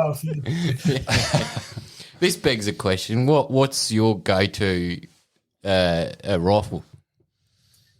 To be totally honest with you, I'm not huge on, I don't know a heap about different calibers and, all about ballistics and all that. I'm very lucky with one of my guides, a good mate of mine, Will, him and I do all our recreational hunting together. And that's probably one of the reasons why we've been so successful is, like, I've always lived on a farm my whole life. So I've always been around animals. I know animals, studied biology, bursary biology all through school, and always been interested. So, like, essentially, I could kind of know where the animals should be, where they will be in any given area at any time of year and time of day or whatever. So essentially, I'm the one who could find the animals, and he's the one who can tell us how to shoot it and with what, and what caliber we should be using for this situation, how much drop we're going to have in this bullet. He's put everything through his chronomegraph. He's got all the workings, calculations, everything. I'm more of a point and shoot kind of guy. So he'll do all of that and just says, I can put the crosshairs on it, pull the trigger, and then I'll sack it. Yep. So we complement each other really well. He's also really good with animals and that kind of thing, but because I also kind of farm them too, I see deer every single day, and I'm out on the block guiding people all the time. So I see the animals' behaviour, and I've got a good read or a good feel as to what an animal will do. So he looks to me a lot to get advice on that and what I think we should do or where we should go for that. And I'm always ringing him asking for advice on what caliber rifle I should use or what ammo I should change to, or should I be getting him to reload for me and all this sort of stuff. So with me, like, and what caliber rifle you should use or what brand, it's kind of like Ford Holden, mate. Like the modern rifles nowadays, they're all bloody good. Yeah. Like, yes, there are going to be some absolutely elite and some entry-level ones, but they're all for what most 90% of us are doing a hunting, where we're shooting out to 200 yards or something like that. They're all going to be bloody pinpoint accurate. Yep. They're going to do what we need to do, unless we get into like 800-yard long-range alpine hunting, where we're probably going to want to go. Something specky. Yeah. Yeah, exactly. Then, you don't have to, like what you're doing in a custom build. Awesome. like I said before, you can't take your money to the grave. If that's what you love doing, Well, I don't like spending the money, mate. No, I don't. but see, you like the whole custom build thing, and that's what I'm going to be doing too. Because one of your questions on here is actually what was my very first rifle. That's the TKT 3708 was my very first like big game rifle, and that's rifle I've still got, and that's what I use for all my clients guiding with. So I've still got that rifle. I'll keep that rifle forever. Nice. And I'm going to be looking at getting a custom built rifle for myself because I actually still use that as my bush gun as well. But it's getting beat up to buggery because I've had that many bloody clients use it, drop it, stick it in the mud and slip over and bang it on a rock and whatever else. So, Drop it on a table. It was a wood table. It's fine. I mean, that speaks volumes though, because it's a tool. It's a tool to use. And It is, yeah. And I don't think hunters or shooters should be precious about their gear. They buy it, if they drop it, they drop it. But you got to look after your equipment, of course. But it shouldn't be the be all and end all. I mean, we've had mates that have been overly precious with their rifles, and it detracts almost from the hunting because they're just worried about this tool. So I agree, and yeah. Anyway, let's move on. It's definitely it's a tool. It's just like a builder with his hammer and whatever. And you said before about it almost takes away from the hunting if you're too precious about it and stuff like that. Same as when I'm guiding and I've got the client carrying around the rifle. Like I actually carry the magazine and the ammunition in my pocket. So basically, it's just a cool looking stick that they're walking around with. This is for the newbie hunters, So, but I'm not precious about the rifle. I'm more precious about gun safety and stuff. So I'm saying to them, look, I know it's just a cool looking stick, but we treat every firearm as if it's loaded. And for that particular reason, we always point it in a safe direction, which on our hunting block, the only safe direction for me is at the ground. So I don't like people having them on a sling because we're normally got a group of 4 or 5 people. And so it's different if it's 2 people side by side walking along in the bush and your gun's slung behind you and pointing that way and your mate's on your right. Sweet. Yep. But if I've got a newbie person and they're walking around with the gun slung up there or they're holding it out to the side and I go, there's a deer, and they swing around. Yeah. I could imagine that's happened quite a few times. And remember, we treat every farm as if loaded. So if he's swung it around like this and it's supposedly loaded, even though no, it's not, he's just pointed a loaded rifle at all his mates. So I always say to them, got to be pointing at the ground. And then I'd say to them, look, if you're going to slip over and you slip and you jam that fucking barrel into the ground, I don't care. We're not going to be hunting again that day because we've got to do it all up in the barrel. I can clean it out. You bend the barrel, so be it. I can buy a new barrel. I can't buy a new mate. I'm always saying, first thing is just make sure that gun is pointed at the ground. If it scratches on a tree, if it bangs on a rock, if you drop it in the mud, so be it. I can clean it. Yep. So long as you're aware of where you're pointing it, it's in a safe direction. That gun, I've had that repainted a couple of times. It's got a synthetic stock and a stainless barrel, so it's kind of bulletproof. As much as it can be. But essentially, if I was worried about every single person carrying that gun and every time I heard it get knocked on something, it would just detract from the hunting experience. And if I turned around and told that client off, then they're just going to the whole trip consulting or worrying about this gun kind of thing. So I was like, and they'll knock and you'll hear them go, oh, sorry. It's like, no, mate, sweet. It's all good. Carry on. We're hunting. We're having fun. One thing the military taught me actually when it comes to firearms is they're a lot hardier than you. It's a steel barrel and a steel action. You're going to break before it breaks. 100%. Which a lot of people don't realise. They're just like, they put a monetary value on it. And they're like, I dropped $3,000. I'm like, well, you probably dropped $50 in your life 10 times, mate. So who cares? Like, and obviously not picked it up. Jesus. That rifle of mine has been given an absolute hiding from myself before I even used it for people as a hire gun. And now it's been given even more of a hiding. And I've got tape all around the butt holding I've got one of those monopods on the back of it and stuff, which we use just at the range mainly to just another thing to keep it steady. Yep.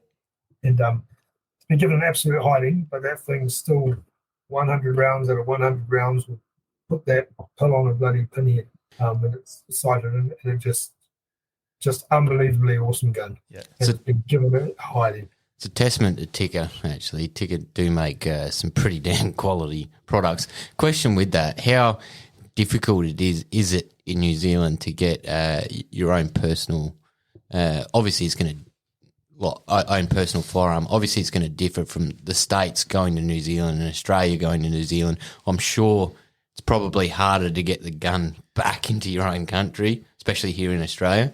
But do you see many people bring their own platforms through? Not now. Very few people bring their own rifle to New Zealand now. After we had that mosque shooting down at Christchurch, and our gun laws all changed. Now I wouldn't say it is a bit harder, but it's more costly and a heap more hoops to jump through and stuff to bring your rifle over. So from what I understand now, a lot of the people that are coming over to hunt, they'll just use the outfitter's rifle. Obviously, if you're coming over to do a DIY hunt, well, then you're going to have to bring your own rifle over, and those are just the hoops you'll have to jump through. Yeah. Bringing your bow over is not so hard. Another difference I've noticed between Australia and New Zealand is the use of suppressors. And that's something you guys get out and hunt with. Do you personally use them? And what's your sort of opinion on them? Like how much of an advantage are they out in the field? Huge advantage, I find. So a lot of people with a suppressor, I get a lot of people come up for the first time, and they're like, "Oh, you got a silencer on your gun." Imagine it's like the movies, and it's going to go soup, soup. Nothing like that, mate. And then I explain to them what the suppressor actually does and how, is it Newton's law, I think, or is he gravity, or whatever whoever it is that says with every action has a reaction. Yeah, equal and opposite reaction. Yep. So when the round comes out the end of the gun, that happens because there's a big explosion, and obviously it flies out the barrel, pushes the pin out the end, and there's all this gas and explosion firing out the end of the gun, which is what creates recoil and pushes the gun backwards that way. And so what the suppressor does is actually blast that gas sideways and up and down, so in a 360-degree angle, all that way. So there's less, obviously, force coming out the end of the gun, pushing the gun backwards and recoil. And if you can manage or mitigate recoil, you're going to be more accurate. The other thing, so I suppose that's one thing, is that the suppressor helps with accuracy. The second thing, which I find probably, think's probably most important, is that we don't often have someone miss a shot, but if you do, because that gas is blowing sideways and up and down and whatever, so is the sound. Whereas if you didn't have a suppressor, the gas is going straight out the end, straight towards the animal that you're shooting at. It's pointing straight at it, which means the sound is going straight to that animal. So if you miss that animal without a suppressor, it goes, the sound came right from there, I'm going to run directly away from it and run that way. With a suppressor, when the sound goes sideways and up and down, I find 99%, there you go. Where did it come from? Yeah. And if you've missed it, it's still just standing there going, shit, I don't know where to run because I don't know where I'm running away from. And so you can normally have a second shot, or if you've shot an animal, often the others will look at it and go, "Oh, Bob, wake up." They'll be like, "What was that?" And they have no idea. And so you literally can chuck the rifle to another guy, get them lined up, and normally have another shot. Yeah, nice. So that's gold. Like that, the lady from Texas the other day, she got her first and second deer, big red stag and big red white stag, 10 yards away from each other. They were sitting 4 yards away from each other. Literally, all that happened when she shot the red one, the white one stood up and just went, "What was that?" and just walked forward like 2 meters and looked around again. And she had, what felt like all the time in the world, and she just boom, shot that one there. Nothing ran off because they had no idea where the sound had come from. And it was looking back going, "Oi, Fred, why are you still lying down?" And so they're able to take another shot. So she was able to take two massive, gorgeous animals right next to each other because nothing ran away. That's outstanding. I mean, we'd love to be able to use them, to be honest. Is there any sort of negativity around them over there? Because I guess we don't hear too much about it over here. Is it just purely seen as a tool for hunting? I've never heard anyone complaining about them. The only people, generally, just about everybody has suppressors now on their day-to-day rifles, usually muzzle brake on a long range. Yep. But if you've got a dog or mates, the muzzle brakes not too flash. We all cause each other pain over here. Yeah. Yeah. So, and you guys are probably obviously aware, muzzle brake, instead of sending the gas sideways like the suppressor does, sends it back on an angle. So essentially it's kind of like pulling that rifle forward again, so it's even less recoil. So again, even more accurate if you're going to be going for those longer range shots. But anybody standing behind you on a 45-degree angle, holy horseshit, you literally just about get blown over. We don't care about mates here. Well, Part of the fun of owning a muzzle brake. we all have muzzle brakes and we shoot prone next to each other at the range, just about. Yeah, give each other brain damages about. But anyway, I'm pretty sure that's why we have troubles hearing. One thing I wanted to touch on while we're on sort of equipment is, what's your favourite scope to use? So with me, I've got the 6-hour BDX scope. So I've got two rifles. I've got a Tikka T3 708 and a Tikka T3 7 Rim Mag. Yep. So that's my long range.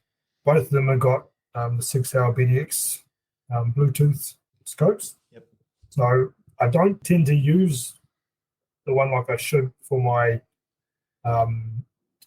guiding rifle, because we just get people to shoot the 200-yard gong, and then we pretty much shoot anything from right up close to 250 yards with it and put the crosshairs bang on. The client doesn't have to worry about holdover or doing anything like that.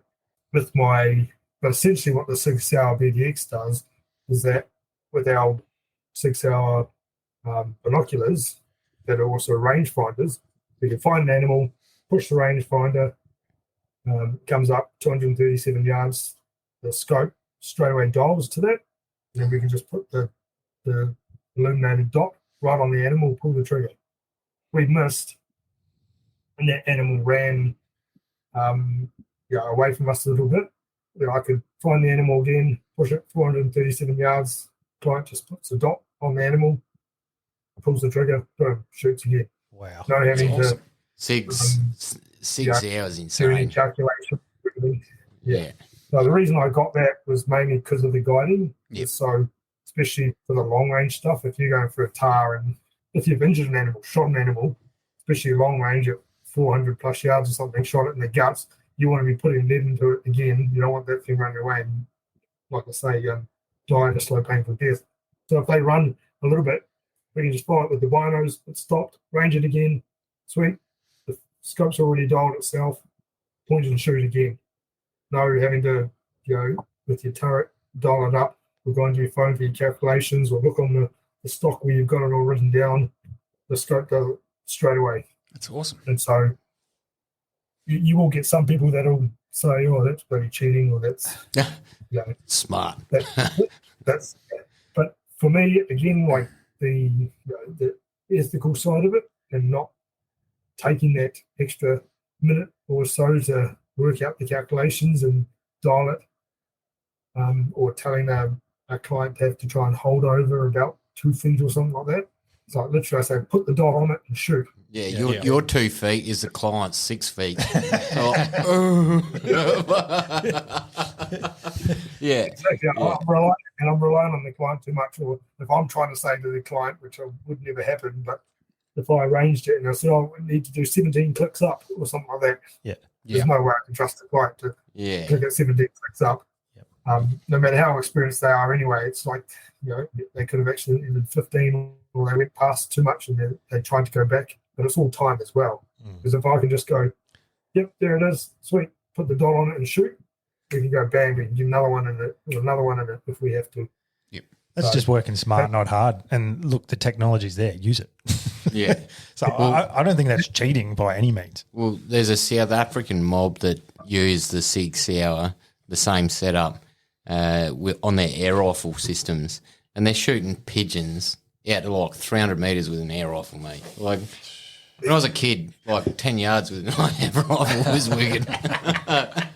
But exactly the same setup. The binos and the Kestrel all Bluetooth to that scope, and it's ridiculous. Absolutely And awesome. you can still dial it manually too. If the battery runs out or something like that, you can still dial it manually, and it only works up to 800 yards anyway. And then after that, you dial up manually. But I mean, if you're shooting out over 800 yards, they're pretty bloody special anyway. So that's do you have to program something to suit your caliber and your projectile weight and things? Yep. So same thing as you would do with any time you're either doing your load development or you're working out your dial up to get a custom turret made or anything like that. Still going to choose your brand of ammunition and your pellet, whatever you're doing. All my stuff, I don't buy factory. I get Belmont here in New Zealand, which loads all our military rounds. I get them to reload 250 at a time for me. I buy it from them. And so we've put that through a chronograph, and then you use that to work out, or you put that into your ballistics calculator and work out everything. And then you type all that information, so you know how many grains it is, the speed that's traveling, all of that into your BDX app on your phone. So you've got to have your phone on you, because what it does is it actually goes from the rangefinder, Bluetooth to your phone, then Bluetooth to the scope. Yep. And so once you've entered all the data in your app, then and you can have, I don't know, you could have 20 different projectiles that you're using. So I could change from federal fusion ammunition to like a precision hunter, quantity precision hunter SSD. I'll just change it in the app which one I'm using, and then the scope will dial according to which ammunition I'm using. Yeah, nice. I didn't know that. And that actually makes sense, and that's fucking outstanding. It's actually also pretty awesome if you're shooting factory ammo and you run out, and all of a sudden they don't have federal fusion anymore. You just go and buy the Hornady Precision Hunter that you've already got worked out in here, and you just make sure you Bluetooth onto that one. Where you go and buy the whitetail or the bloody whatever you're shooting with. And as long as you've already done the calculations in here, it's sweet. Now, that would be great for a new shooter. Even my old man's sort of starting to get, like a bit like Biden, like fucking 100 trillion billion. Yeah, he's starting to get a little bit fucking senile. Anyway, and he'll go in and buy rounds, but he'll come back with because he doesn't load yet for his 6.5. He buys completely different ammunition. You're like, mate, you know that this is not going to end well for you. That would mitigate all of that for Dad. Yeah, it would. So he can give me his scope and I'll get him a Oh. And it's surprisingly affordable too. Like I bought my long range one with the rangefinder, not the binders, but the rangefinder, the Bluetooth to it, for 2,200, and that's just trying to think what it is, 6.5 to 25, 52 mil. Oh, that's perfect. Jesus, perfect. So absolutely perfect, basically. And with 6 hour 2400 rangefinder, so the combo was 2,200. Sheesh, probably a little awesome. bit more now. It's probably something like 2.6 or 2.7 now, probably. Yeah. But if you compare that to like a Leopold scope or something like that, the price of them, I think the price of that was about the same as like the VX3 or something like that. Yeah. So What's the glass quality like at low light on the SIG? pretty sweet. Good. I don't have any complaints about it. Oh, No, bloody hell. I think like I say, have to get one. I'm a real shoot kind of guy, and I just want something that I can pick up and it works. It doesn't have to be the absolute best in the world, but I mean, 6 hour have a pretty good name for them, made a pretty good name for themselves. It is quality gear, and it's still relatively affordable. It does everything I want it to do, everything I need it to do. So yeah, I couldn't say a bad thing about it. Nice. I think you might have convinced me actually to help my father out. That's actually a really good idea. Like, Well, there you go. Bring your father over here for 100. you can water the seed. Yeah, it sounds like a good idea. He'd love that, man. That's an astute businessman right there for you. You'd need a helicopter, though, I think. Well, I fly helicopters too, so I'll pick you up if you like it. Oh, outstanding. All right, well, we'll get into the next question. We've been talking a bit about gear, but what is your most treasured possession, Kitch? I can't say I already have any, to be honest. I used to, like, I had a little bit of an epiphany. There you go, I'll get it out. Too many of these. Which is why I got into the hunting. Was like, you know, when I had the landscape business with 15 staff and that, I was literally, you know, waking up in the morning and going to work when it was still dark before my wife and kids woke up. Just coming home when it was dark, and the kids were normally in bed. My wife was in there trying to get them to go to sleep. You know, so I'd come home and I'd have dinner by myself, usually reheated in the microwave. And my wife would come out and give me a kiss and say, I'm going to bed. I'm naked from the day with the kids because she was stay-at-home mum. So, you know, 2 young kids under 5 or whatever at that stage was just huge. And so she'd go to bed and then I'd jump in the office and do all my paperwork to whatever time at night or in the morning, and then go to bed and get up and do it all again. I didn't get to see my kids until a Sunday. And so I sort of had that realization that, you know, I was working like all these hours, not seeing my kids or anything, to pay for this big flash house that I was never in. Yeah, I had, my wife and I had nice flash cars and that I was only using to drive to work. So I was working to pay for the vehicle I used to get to work. Yeah. I was working to pay for the tools I used at work.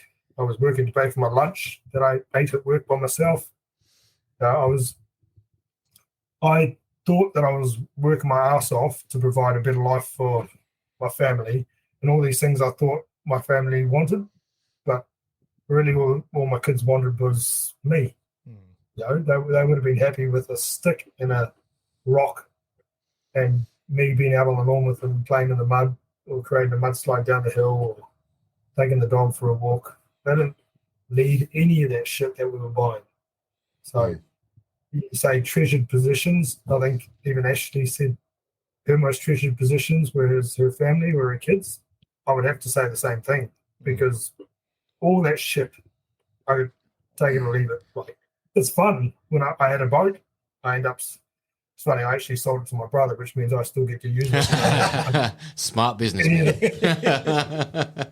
And just, you know, I sold that to my sister, so I still get to use it. I don't have to pay either. Like, I had all the toys, had a motocross bike, you know, like I said, a nice flash house that my wife and I worked on really hard to build, our dream home and all that. And we just went, what the hell are we doing this for? We don't need any of this shit. All we need is a roof over our head.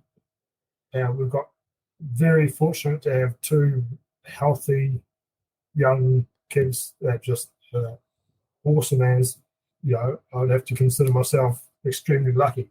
You know, if you talk about, I don't know, when people talk about being rich or being wealthy, it's like wealthy is defined as probably having a wealth or of your most treasured possessions, which, like I say, I've got a wife who loves me and supports me, 2 happy, healthy kids, awesome network of family and friends that just help me out whenever I need, or we help each other out. We're there for each other for a beer or a chat or whatever. The job I'm doing, I just absolutely love. I get to meet a whole bunch of awesome people and get paid to go and go hunting every day. It's like, to be honest, I'm probably the richest man in the world. Like, if I look at it like that, I don't need all that shit. it's fun to have some of those toys, but got everything else I need and pretty happy with that. So How scary was it to take the plunge? Oh, now, obviously, you've got a trade to fall back on, which is, a handy thing. But obviously, you were telling me when we first started talking that, you sort of sold up everything and you just dove into the guiding life. right at the wrong time too. Yeah, right during bloody spicy cough. But obviously, that's a big thing, and involved in that is a lot of emotion. What was it like for you to go through that? Was it just a clear cut, yeah, we're doing this, let's do it, or was it just a bit of procrastination? It was definitely a clear cut, this is what we're doing, but it was by no means easy. Like, holy shit, just about broke me, like mentally. Mm-hmm. Like, it broke us financially fucking ages ago. Mentally is like I found with the trade and having like some of the staff that I did. Some, don't get me wrong, some of my staff were awesome. Like, we had some really good years with some good staff. I had a few things happen which I won't delve into too much. But yeah, I ended up getting left with a bunch of staff that weren't ideal, and so I was running around putting out fires all day, and I was having anxiety every Sunday night, going, fuck, how many are going to call in sick on Monday? How many clients am I going to have to let down? Ring up and say, I'm sorry, my boys have let me down, they've got Mondayitis. One day itis. You can't get to your job today, this week, and then they don't give a shit about my staff. They're looking at me going, well, but you promised me you'd be there. And so here I am letting people down because my staff are letting me down, and I just, mentally I was losing it. And so I was coming home stressed and arguing with my wife, and she was knacking from having the kids the whole time, and so she would bite back, and we weren't in a good place with it. And so we knew to fix my stress and to fix her stress in our relationship, and that we just had to say goodbye to all that. And I knew hunting was something I had a passion for. I absolutely loved it. That was when I was in my happy place. When I'm out in the bush and that. The absolute worst days hunting was always better than any day at work. So I was just like, this is what we've got to do. I'm going to be enjoy. I get to wake up in the morning and go, yes, I get to go to work today. So we knew, and my wife, there was no arguing about whether or not we're going to do this. She was just like, if you're confident you can do this, she knows, like, when I set my mind to something, I bloody dive in balls deep. Don't just test the waters with my toes or whatever. It's like, no, I'm doing this. Let's go hard and go home, kind of thing. Yeah. And so she was like, yep, let's do it then. Okay, if you're confident it's going to work and this is what you want to do, we'll do it. And so, like I said, we sold up our house and didn't get anywhere near what we wanted for it. We lost what we thought was probably about $750,000 on it. And we bought a little 2-bedroom transportable home and put it on my parents' farm. So we didn't have rates to pay, didn't have rent to pay, didn't have mortgage to pay. So that way I knew everything I worked for the new company for the adventure hunting, I didn't have to draw a wage, and I'd just do 1 day a week landscaping to put food on the table for the kids, because all we had to do was put food on the table and pay for a bit of gas or whatever, box of beer and a bottle of wine for entertainment. And that was a bit about it. I could just go hard pushing adventure hunting, and basically when I was pushing it, we couldn't afford advertising or anything like that, so it was all just Facebook and Instagram posts, whatever I could do, networking, ringing around people, meeting people, asking people questions on Instagram, so that way I kind of got a bit of a rapport with them. And just some of the people I've met through Instagram, just the connections that I've got now and the people I've met, just awesome, like-minded people. It's just all been so worth it. But like I say, mentally starting it, and then all of a sudden COVID coming, and then going, shit, we don't have the internationals coming in now, which we thought was going to be for 1 year. Turns out it ended up being 3 years with no internationals. Yeah. So we weren't earning any income to be able to pay back what we had put into setting up the business. And for a while there, like our government, they did this whole subsidy thing where you got paid X amount per week if you could prove that your income was down 40% of what it was the year before. And I was like, for adventure hunting, we didn't have a year before. So we weren't any 40% less. So they weren't going to pay me my subsidy. And so, but they wouldn't let me go out and do my trade work to earn any money because we were on lockdown. We couldn't go out and do any hunting, do any money, and they wouldn't pay me any subsidy. And so we're suddenly going, what the fuck? We can't even afford to put bread on the table for the kids. And so I was literally big borrowing and stealing, like selling shit for cash and, doing a few home kill lambs for people to try and earn a bit of money so we could put groceries on the table for the kids. And ringing our accountant, we finally got her to argue the point because I was getting that frustrated with IRD on the phone to the point where I was about to get really abusive with them. And I knew that was just going to put a big black cross next to my name. So I rang my accountant and said, look, can you help us sort this out? And then we ended up getting the subsidy. So that was good. That took a bit of load off. Yeah, I bet. For that. And we've literally just done whatever we could and whatever we had to just keep putting food on the table for the kids until we were able to open our block up. And ever since then, we just haven't looked back. We've just been inundated with people coming and hunting. Beautiful. Literally for having to fight them off, which is awesome. That's what you want. Yeah, I like that story, man, because, you're obviously on the up and up through the battles. And, look, everyone likes that story where, there's hard times and then you come out the other side. But not a lot of people come out the other side, so it's good to see that you just hung in there and, kept fighting, man. That's insane, especially for 3 years. Yeah. Most people would have been like, nah, I'm out. I forget the stats, the number of small businesses that fail within 2 years. And then for us to have made it through 3 years of COVID, international borders closed, and the lockdowns that we had in too, for us to just keep grinding through that. And like I said, I was just short of bloody, selling body parts or whatever. Everything we had here at home, we were selling, even things like cutting up antlers for dog chews and stuff like that. Your kids. Almost opened up an OnlyFans page. Mate, you'd be a millionaire by now. What are you doing? Just start up as David Warner on OnlyFans. How long did you have to go through all that before you could actually start guiding, I guess, the meat bucks? We started adventure hunting in 2019, like registered the company. Yep. But really weren't looking to start. We only did a couple of little guided hunts in 2020. It was May 1st, 2021 was when I opened our block in Auckland. Wow. So we've only been going 18 months.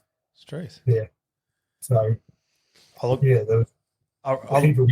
really applaud you for taking that step, Kitch, because, you can't put a price on happiness and your own mental health. And I really do resonate with you in terms of, having all those employees. So I've come from a position as in a job that I used to do. I wasn't a business owner, but I worked a job where I had a lot of clients and my job was to go out and sell things to them and make a lot of promises and then rely on a just-in-time manufacturing business to deliver on those promises. And I wasn't promising anything out of the scope of what I was supposed to. But time and time again, you're the one putting your balls on the line and then other people are letting you down just because they don't have that same amount of skin in the game and they don't care. That was what drove me absolutely up the wall, is that people didn't give a shit and you're the one out there putting your knackers on the line. So I definitely resonate with you there, man. I had to get out of it for the same reason. It was doing my head in, like mental health wise. Yeah, it was just bashing your head against a brick wall. So good on you, man. I'm glad you got out of that. A similar thing with my old man's business, actually. He used to have about 6 staff and you know, it was so hard just maintaining the quality because there's just a different care factor, and you know, people don't have the same amount of skin in the game as yourself. So good on you, man. Really applaud that. So I heard this thing on social media the other day. It's been going around a little bit. But tough times create strong men. Strong men create easy times. Easy times create weak men. Weak men create tough times. Jordan Peterson, yeah. Yeah, so I'm hoping this tough time that I've had is what has created a strong man, you know, for myself. And I know what I've been through and what we've had to go through and that we've come out the other side. I'm hoping, you know, that's built a strong mentality or, you know, a strong will and you know, the strength of my wife and I to be able to get through this. And hopefully that's going to create easy times or good times for us in the future. So, yeah, sure. So, hopefully, man, I wish you all the best with your future endeavours, certainly with adventure hunting and everything else you put your mind to. So I think you're in good stead there, man. Next stop, just aim for Cameron Haynes, bro. Just send him a DM. Or just be like, hey, bro. I was going to try to put on a Kiwi accent then, but no. Don't even bother, man. No, it's not going to happen. I think Kitch has about the most tame Kiwi accent I've ever heard, so I think we're all good. I struggled to yes, the water coming out of me or something. Yeah, I struggled to understand. Actually, I was turning my mic off. I'm like, nah, I still can't hear half the stuff she's saying. It's your ears. It's not the voice. Nah, it is your ears, man. All right, well, let's change direction a bit. Kitch, what's your favourite movie? I've probably got a few. I'm not a real movie guy. I tend to be get outside and do shit guy. Good man. But yeah, I really do like the Hangover series. Yeah. Good movies. So I like a good comedy, but then I like things like American Sniper, or Shooter with Mark Wahlberg. Yep. I got one for you just quickly. Because you said Shooter. Jump on Netflix. There's a series called Shooter, and it's got the guy that plays in. Just remembered his name the other day. Can't even remember. Philippe something. Philippe Ryan Philippe. Ryan Philippe. Ryan Philippe, that's it. And, dude, like it's pretty much the movie but in a series, but like they you know, Hollywood it up or whatever. Man, awesome. Have you seen it? I should ask if you. Yeah, try it. If you like Shooter, you'll like that. If you like American Sniper and all that, you'll 100%, man. You'll end up belt feeding. I think it's only a short series. I think there's 2 seasons of about 8 or 10 episodes or something a season.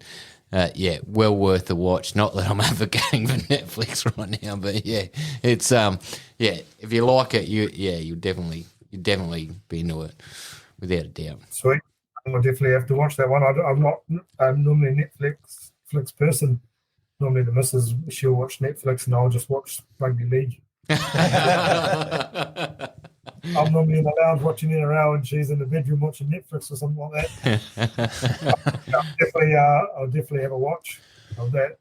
That's definitely, give it a go if you're in the mood. Yeah, definitely. But I think we can all relate to a good comedy as well. Well, they've stopped making movies like The Hangover. Like it's often said, they're kind of the last of that genre. Well, they're saying that the wokeness won't allow it now, man. Like you couldn't make Tropic Thunder in 2020 because, oh my God, that thing's politically incorrect. Fucking wicked movie, but dude, that shit ain't flying now. Young kids will be like, oh, protest about it or some crap. I don't know. They cancel Robert Downey Jr. forever. All right, Kitch, recommend someone to be a guest on this podcast. I reckon someone who would be a real laugh for you to have on is a mate of mine, Ant Sneedle. So he's actually coming up. He's been down in Monaco for some time. He's coming back up to Auckland now. I think he comes up tomorrow. He's going to come out hunting with me shortly, but he's just an absolute bloody good rooster. Just funniest guy around. Like, yeah, behind scenes when the cameras aren't watching, he has a lot more fun than most. And he's got some real ripper stories to tell. So Nice. you'll have to edit a lot more of his. What was his name? Ants. What was his name? Anthony. Oh, Anthony. Ants. Ants. Yeah. Ants. Yeah. Yeah, it's Israel. We'll give him a look. Just a real top bloke and just funny as anything. He loves his hunting, but he's quite a novice hunter, but he's into his bow hunting and that. He did a guest appearance on Red Stack Timber Hunters Club, which is like one of our bigger hunting shows here in New Zealand. And it was actually awesome having him on there because he like stepped in a bit of a sinkhole mud, swampy bit and sunk right up like past his waist and was stuck in there and having to walk out of there. And he's on South Sea Spearo, which is like our spearfishing show made by the same guys. Yep. And some of the stuff on there where you see it naked or getting up to a bit of mischief and stuff like that. He's just a real, like, just your average Kiwi bloke. And it was cool when he went on that hunting show to see you've got all these really like top experienced hunters that are all the guys who hunt on the show. And then often they'll take along like a guest celebrity or a guest hunter. Yep. And it was cool having him there, who was an obvious novice and like could have a laugh about it. And he fumbled around and made some common mistakes and fell in the mud and all that sort of stuff. But it was awesome to see that anybody can go off and go hunting. You don't have to be the greatest, most experienced person in the world. Yeah, He's makes it real. Who can, make these mistakes and whatever, can still get out there and enjoy it and have some fun. That's refreshing to hear because, like, we don't have many hunting shows here, and then the people that are doing the YouTube things, they're so damn fucking serious. Like, I'm not saying that they're bad or anything, but man, like, fucking hell, we all trip up. Like, we've all tripped over sticks. We've all, done some really, really, really dumb shit. Like, just show it how it is. Like, don't try and jazz it up. It's not an accurate representation of what actually goes on. Like, anyone who's been hunting realize how many fuck ups there are. The amount of times I've been in stitches around like my mates just because of something dumb that's happened, or even just around the campfire, and we're talking about, I don't know, transvestites in the club or something just ridiculous. Or not there's anything wrong with transvestites, but like you're just in stitches around the fire and you're like, show it, because you know what? We're just normal people as well that can have a lens. Yeah, like, average blokes. And the thing is with those shows that show it being so perfect and then just climbing these massive mountains and pulling off these absolute perfect shots, long range, all of this sort of stuff. From the outside looking in, some of these people that might not be very experienced or just looking at Jim Darden are kind of put off going, shit, I can't do that. yeah. That's beyond me. Yeah, exactly. Yeah. And it's probably not for me. It's not achievable. Yeah. Whereas you see, like, and Answers is a pretty good hunter now, actually. And he's been quite successful. But when he went in and did that stint on the show, that appearance, it was actually really cool that he was making all these mistakes that we've all made and fallen in the mud and making and wearing bright, like, weird clothing and stuff like that. And it was just like, that was real refreshing. And like, you could see that anybody could just go in and have a go at hunting. Yeah. I think that's the best way to portray it, because it's great that hunting is a skill which you can continue to improve on over time, but it should be accessible for everyone, and people should want to feel like they can get into it. And that's definitely something we try and promote on this podcast is we want new people to get into it. Like, it shouldn't be seen as this elitist thing like you have to be a sniper to be able to go out and shoot a buck. Or rich, or you know, like the 1% of the fucking Bilderberg Group or the Rothschilds or some shit. Like you don't have to be like, you don't have to be like that, and you don't have to be pristine, and you don't have to be dry. This is the worst thing about the hunting, especially in Australia, is this just dry. Oh, you've got to be a stiff. You have to be I can't stand it, man. And one other thing, Fucking like, hate I it. guess you don't have to be successful all the time either. Yeah. Like that's something that YouTube sort of Yeah. pushes. Is they're always successful. Yeah, every hunt. Yeah, and it works probably against us in a way because that's where greenies and all that sort of think we go out and shoot something guaranteed all the time. Yeah, and Kitch said that earlier. You know, if you're hunting 6 times, you still should be just as happy going that 7th time. You know, Yeah, for sure. like same principle, like same journey, same. Yeah. You mentioned before about you don't have to have X amount of money to be able to do it. You don't have to have done this or be this experienced or whatever. That leads me into sort of like what I've got at the game estate, where we have a high fenced area and a free range area.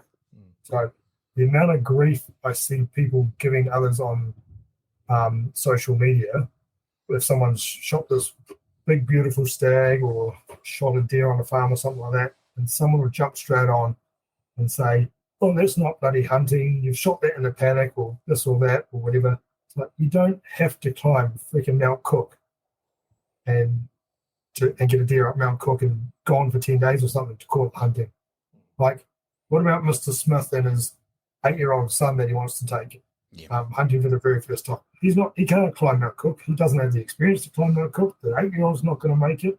He doesn't want to go out with every man and his dog and Tom, Dick, and Harry weekend warrior who could shoot his son in the back of the head, whatever. He comes to a place like me, like adventure hunting or another place.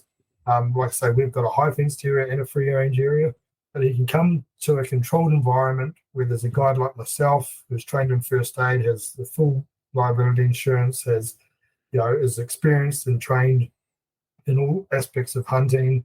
We carry the first aid kit, all the safety gear. And so the dad can basically step back and just enjoy it and watch and enjoy the experience with his son in this controlled environment. And it's still bloody hunting. Just because, like I say, we didn't climb Mount Cook doesn't mean it's not hunting. It's a different type of hunting. My old man is fully confined to a mobility scooter. He's got 2 fake ankles, 2 fake knees, 2 fake hips, and his whole back fused together in a cage. We can still get him out, put him on the gator, drive around the block, find an animal, and shoot it from the gator. So what?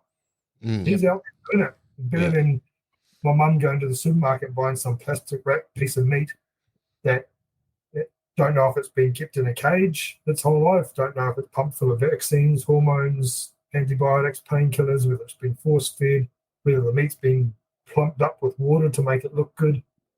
There's no story behind it. Have no idea where it came from. Whereas that animal that my old man shot from the Polaris, at least he could see where it was. We chose that specific one out of that group for a reason, because it didn't have a dependent fawn or it wasn't someone's big trophy animal. We know it was fully organic. We have full traceability from the hillside to his dinner plate, like full control over how it's processed, all of that. That to me, whether it's a 10-day wilderness hunt or a 10-minute Polaris hunt out on someone's farm, it's still hunting. For someone to jump on social media and give someone shit about a deer that they've posted, that's, to me, that's one thing that really grinds my gears. It's all hunting, and I think a lot of that is fueled out of jealousy, like people not having the access or not wanting to pay for the access to go somewhere, or seeing a big stag that they're not prepared to pay for because they'd rather spend that money on piss and cigarettes or something like that. It's like I saw this one comment where this girl had just been training up a pup for finding deer, and she shot a deer in a big open paddock on a farm, took a photo of the deer next to it and said, "First deer shot over my new pup." And someone commented, "Well, what did he find it in the middle of the paddock for you or something?" Like for someone to post something on social media, a photo, they're obviously proud of what they've achieved. Yeah, definitely. Yeah. So we should only be, if you've got nothing nice to say about it, we can shut your mouth or pump them up, like give them some praise. She was absolutely stoked that she had shot the first deer over her dog, whether it was in the bush or in the paddock or whatever. It's her first deer with that dog. She's bound to move on and shoot more and more and more in the future and get, the dog wind more and find more and have more challenging hunts.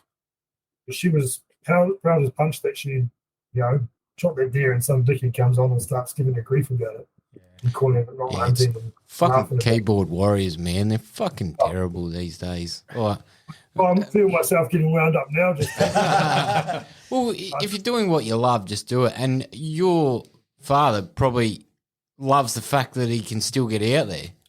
As you said, whether it's for 10 minutes or, 10 days, the fact that he's still doing something that he loves in his condition, because it sounds quite bad, probably brings him more joy than anything, man.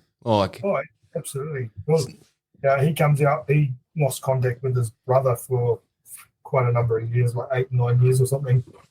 And it rekindled their relationship again once my uncle broke up with his wife. It was the wife that was kind of keeping them separate kind of thing. And they had quite a bad relationship. But anyway, he's now rekindled his relationship with his brother, who's a mad keen hunter. And we do each year a family hunt with my dad, 3 of his sons, so myself, my younger brother, my older brother, and his brother, my uncle.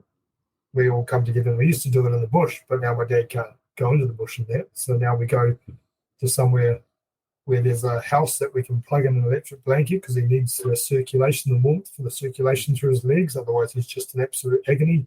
So we can plug in an electric blanket for him so he can come and sit down on his mobility scooter, have a beer with us, talk about the day's hunting, go have a proper sleep with an electric blanket by a warm fire and whatever. Wake up in the morning, he can drive the Polaris around. If we shoot a deer, we can run down the hill, go get it, bring it back. He's involved in everything, and he's out there doing it. And for someone to come on to say, "Oh, that's not hunting," it's like, you can go and put that where the sun don't shine, buddy. Yeah. It's pretty average, and it's disappointing because hunters are their own worst enemy in that regard. Yeah. Like, people should just be happy that someone else is out there hunting, regardless of what it looks like. They're still out hunting, and you're 100% right. People don't know the backstory of what it's taken for that person to get up to pulling that trigger. It could be their first time. They could have been scared. They could have had, an aversion to firearms. You don't know. You just don't know what's got someone out there in the first place. Until they rock up on your hunting block when you're hunting, then you don't want to see them. Get back and fuck off. This does beg the question, Kitch. How did you get into hunting initially yourself? Well, growing up on a farm, obviously, the old man always had guns. He was actually never a hunter. Like, he did a couple of duck hunts and he shot a couple of deer in his time with his brother, but he wasn't a big time hunter, so he never took me hunting or anything. He used to take us like possum shooting and rabbit shooting quite a bit, and we loved that as kids. And then I guess just living on a farm and just loving animals and always building huts and sleeping in huts as a kid. And then as we grew up, we'd sleep in the huts and then go hunting at night for rabbits and whatever. And then we got to cooking what we'd shot. And I've always been an outdoors person, whether it's fishing, diving, tramping, whitewater kayaking, sailing, whatever. And so basically hunting for me was going out and seeing the countryside, and armed tramping was walking, going on a tramp, hike, with that cool looking stick. And sometimes I was lucky enough to shoot something and be able to take something home, and often would see animals from a distance or whatever, but it was just a progression of, I knew I loved being out in the outdoors and I loved animals, and just that's how I sort of got into hunting. And it wasn't until Will, who I do a lot of my recreational hunting with, who's my main backup guide when I can't guide. So him and I know each other from school, from college, and when we left college, we didn't see each other for about 8 years or something like that. They had nothing to do with each other really until one day we saw on each other's Facebook that the other one hunts, that I saw that he hunts, he saw that I hunt, and I commented on one of his photos or something, or he commented on one of mine, and we're like, oh, maybe we should catch up and go for a hunt sometime. And we've literally every single hunt pretty much since then has been with each other. Nice. Very nice. So it was just, that made it really enjoyable going with a mate that, we'd been mates for 15 years or something. And so it was always good banter, always reliable, as in we trusted each other and they were safe and I was safe hunting around them and they were safe hunting around me. So we trusted each other with firearms and with equipment. I knew that if I brought him the cooking gear, he'd have the tent and then I'd have something else. And, and we knew each of us both had good gear and we could rely on each other's gear and stuff like that. And we just complemented each other really well hunting, and so that's probably made us enjoy hunting a lot more, which made us do hunting a lot more, which meant we in it for a job. Yeah, get that 100%. It's a good progression. Nice. I like that. Have you hunted outside of New Zealand? No, I haven't. No, it's definitely one thing I want to do, which now that we've got internationals here, literally each of them that have come over are like, oh shit, if you come over to America, come and see me. I've got this spot we'll take you to. And what do you want to shoot? Elk, I'll take you there. What do you want to shoot? Whitetail, I'll take you there. Nice. Some of the animals that the guy from Belgium showed me, he's like, oh yeah, I'll get you one of those, no worries. So definitely now our borders are open and we can start to travel and I start to meet a lot more internationals. So I'm thinking I'm going to be doing a lot. Yeah, nice. Yeah. What would be your bucket list sort of species? One thing, I love the deer species. So for me, a bear or something like that, I'm not really too interested in. They're awesome and absolutely awesome animal. And I know Will, his dream animal would be a Kodiak brown bear. But I would love a caribou, so reindeer. Nice. Twice, yeah. Twice now we've had that. Caribou. Must be a New Zealand thing, mate. She say that or something. Yeah, she said caribou too. Yeah. I didn't hear that. Yeah. No, the coat alone is just an amazing trophy, I reckon. And I'd love to be involved in a moose hunt. I don't need to be the one that shoots the animal. I'd love to just be along on a moose hunt and be involved in that. And definitely, I think probably an elk overseas. Would be I feel like elk's on a lot of people's list, but caribou is certainly different. Yeah, very different. North American trip would be my ideal trip. Yeah. I think. Yeah. Something along the same climate instead of a desert. Don't come here, man. It's terrible. It's like 40 degrees. I would love to hunt one of your water buffalo, though. That would be pretty awesome. That's not a deer species, but that's one thing that would be pretty cool. Well, you're up to 50 degrees where they are, so. And then 90% humidity. Yeah. Might have to do some training in the sauna for that one. Oh, dear. All right, well, what do you reckon? We got any more questions for Kitch? I've got to piss. That's what I've got to do. That's not much fun. Well, we can either I think we're probably up to about wrapping this anyway, so Let's what do you do it. reckon? Cool. Well, Kitch, we got to ask then, and you've been very generous of your time. It's getting late over there in New Zealand, so we'll wrap this up. Now, how can people get a hold of you and get over there and get involved in adventure hunting? So we've obviously got a website, so www.adventurehunting.co.nz. So you can get a hold of us or contact us through there. Social media, so Instagram or Facebook.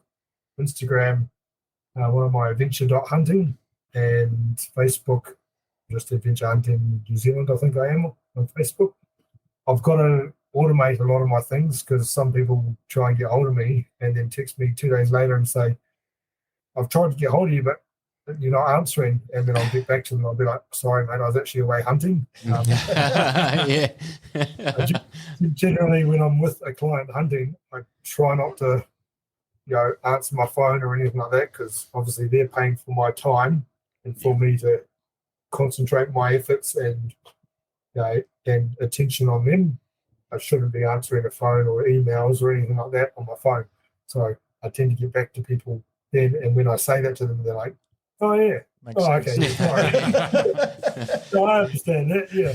And so I get back to absolutely everybody, but yeah, sometimes it might take a couple of days. But definitely a social media, like Instagram's a really good one. Send me a DM, and usually I've got time at night when the clients have gone to bed or something. I can send you a DM and say, "Look, just away hunting. I'll get back to you as soon as I'm back." But yeah, definitely give us a follow on Instagram or social or Facebook or something like that would be good. Yep. So your handle on Instagram, sorry, is adventure.hunting. Yeah.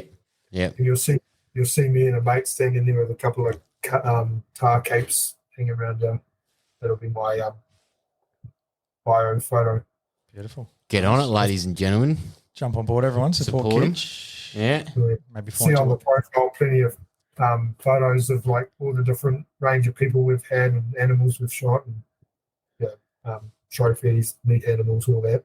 Yeah. Youngest person we've had out there was a 9-month-old. Obviously not shooting, but I was Took his first white red. 9 months, natural born killer. We had a couple turn up with a 9-month-old, and I spend a little bit of time carrying her around as well. We've had 4-year-olds out on the block. We've had 90-year-olds out on the block. I've had 2 amputees, people missing a leg out. One of them down in Wanganui, one who's been back a couple of times up here in Auckland.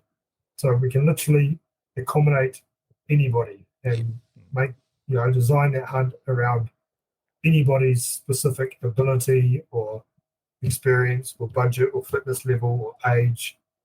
Don't think for a second that you're too old for it or not fit enough for it, or we can make it happen.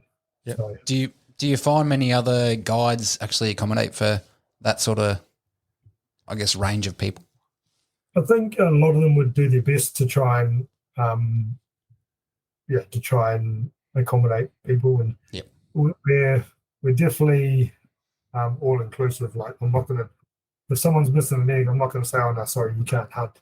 It just makes it a lot more of a challenge for me, which I like. I enjoy the challenge, but also, like I say, if it means we use the Polaris a little bit more, then beating our feet so much, but still bloody hunting. We both those guys. One of them was actually he was amazing. He's actually a motivational speaker now. He used to William Pike. He was up Mount Ruapehu in a hut when it erupted, and boulder came down the mountainside through the hut and took out his leg. Holy crap! And now he's a motivational speaker, and he does like alpine crossings. And he's a mad keen spearfisher. Yeah, it's like, I don't know how he put it, but almost like, it gave him a new lease of life, and it made him realize, holy shit, that could have been my time. So I get out there and just enjoy myself and do everything I can. Fair enough. Fresh perspective. Yeah. Wow. Yeah. Jeez, But he man. literally, the rest of us jumped in the Polaris to head up to the Sunday block, and he goes, no, I'll just take my rifle and walk. I'm going to walk up and just shoot some rabbits on the way, and I'll meet you up there a couple of hours' time, and we'll look for some deer then. But he just wanted to walk everywhere. Yeah, nice. Brilliant. So he made me look bloody old and useless. Oh, that's outstanding. Kitchen, look, it sounds a lot like you are very client-focused, and it sounds like you certainly do cater to people. And if you do jump online and look at Kitch's Instagram for adventure hunting, then you'll see it is all about the clients, and there's quite a range of animals that have been taken there, and they're outstanding. So definitely everyone jump on board. Kitch has been great with his time tonight, so we have to say a big thank you to you, Kitch. Yeah, thanks, buddy. Boys, cheers for having me. No worries at all. And we'll wrap it up there. And, thanks Thanks to Kitch. Thanks to you, Couchy. Thanks to you, Josh. Oh, thank you, Caleb. Thanks to myself. And tune in next week. And all those special facts in that you brought to the table. Oh, mate. I don't- They were special. He is special. They were very He's special. very special, my man. All right, let's leave it there. Thanks, Kitch. Thanks, buddy. Cheers, mate. Catch Hey, up. boys. Catch you. Catch you later.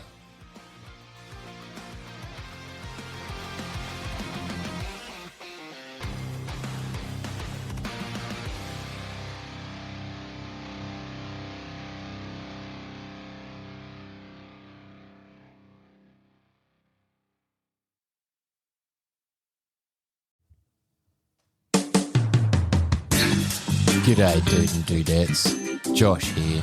Do you find it hard to keep your long, hard barrels free from gun STDs? Maybe you need a clean out of your bore. If this is you, jump on over to highcaliber.com.au and use the promo code SENDITMATE to receive a 10% discount on all your gun cleaning needs. And remember, it's sexy to support Australian-made products. Everyone here at Send It Mate uses high caliber, and we can promise you that it'll keep your firearms free from those pesky gun STDs.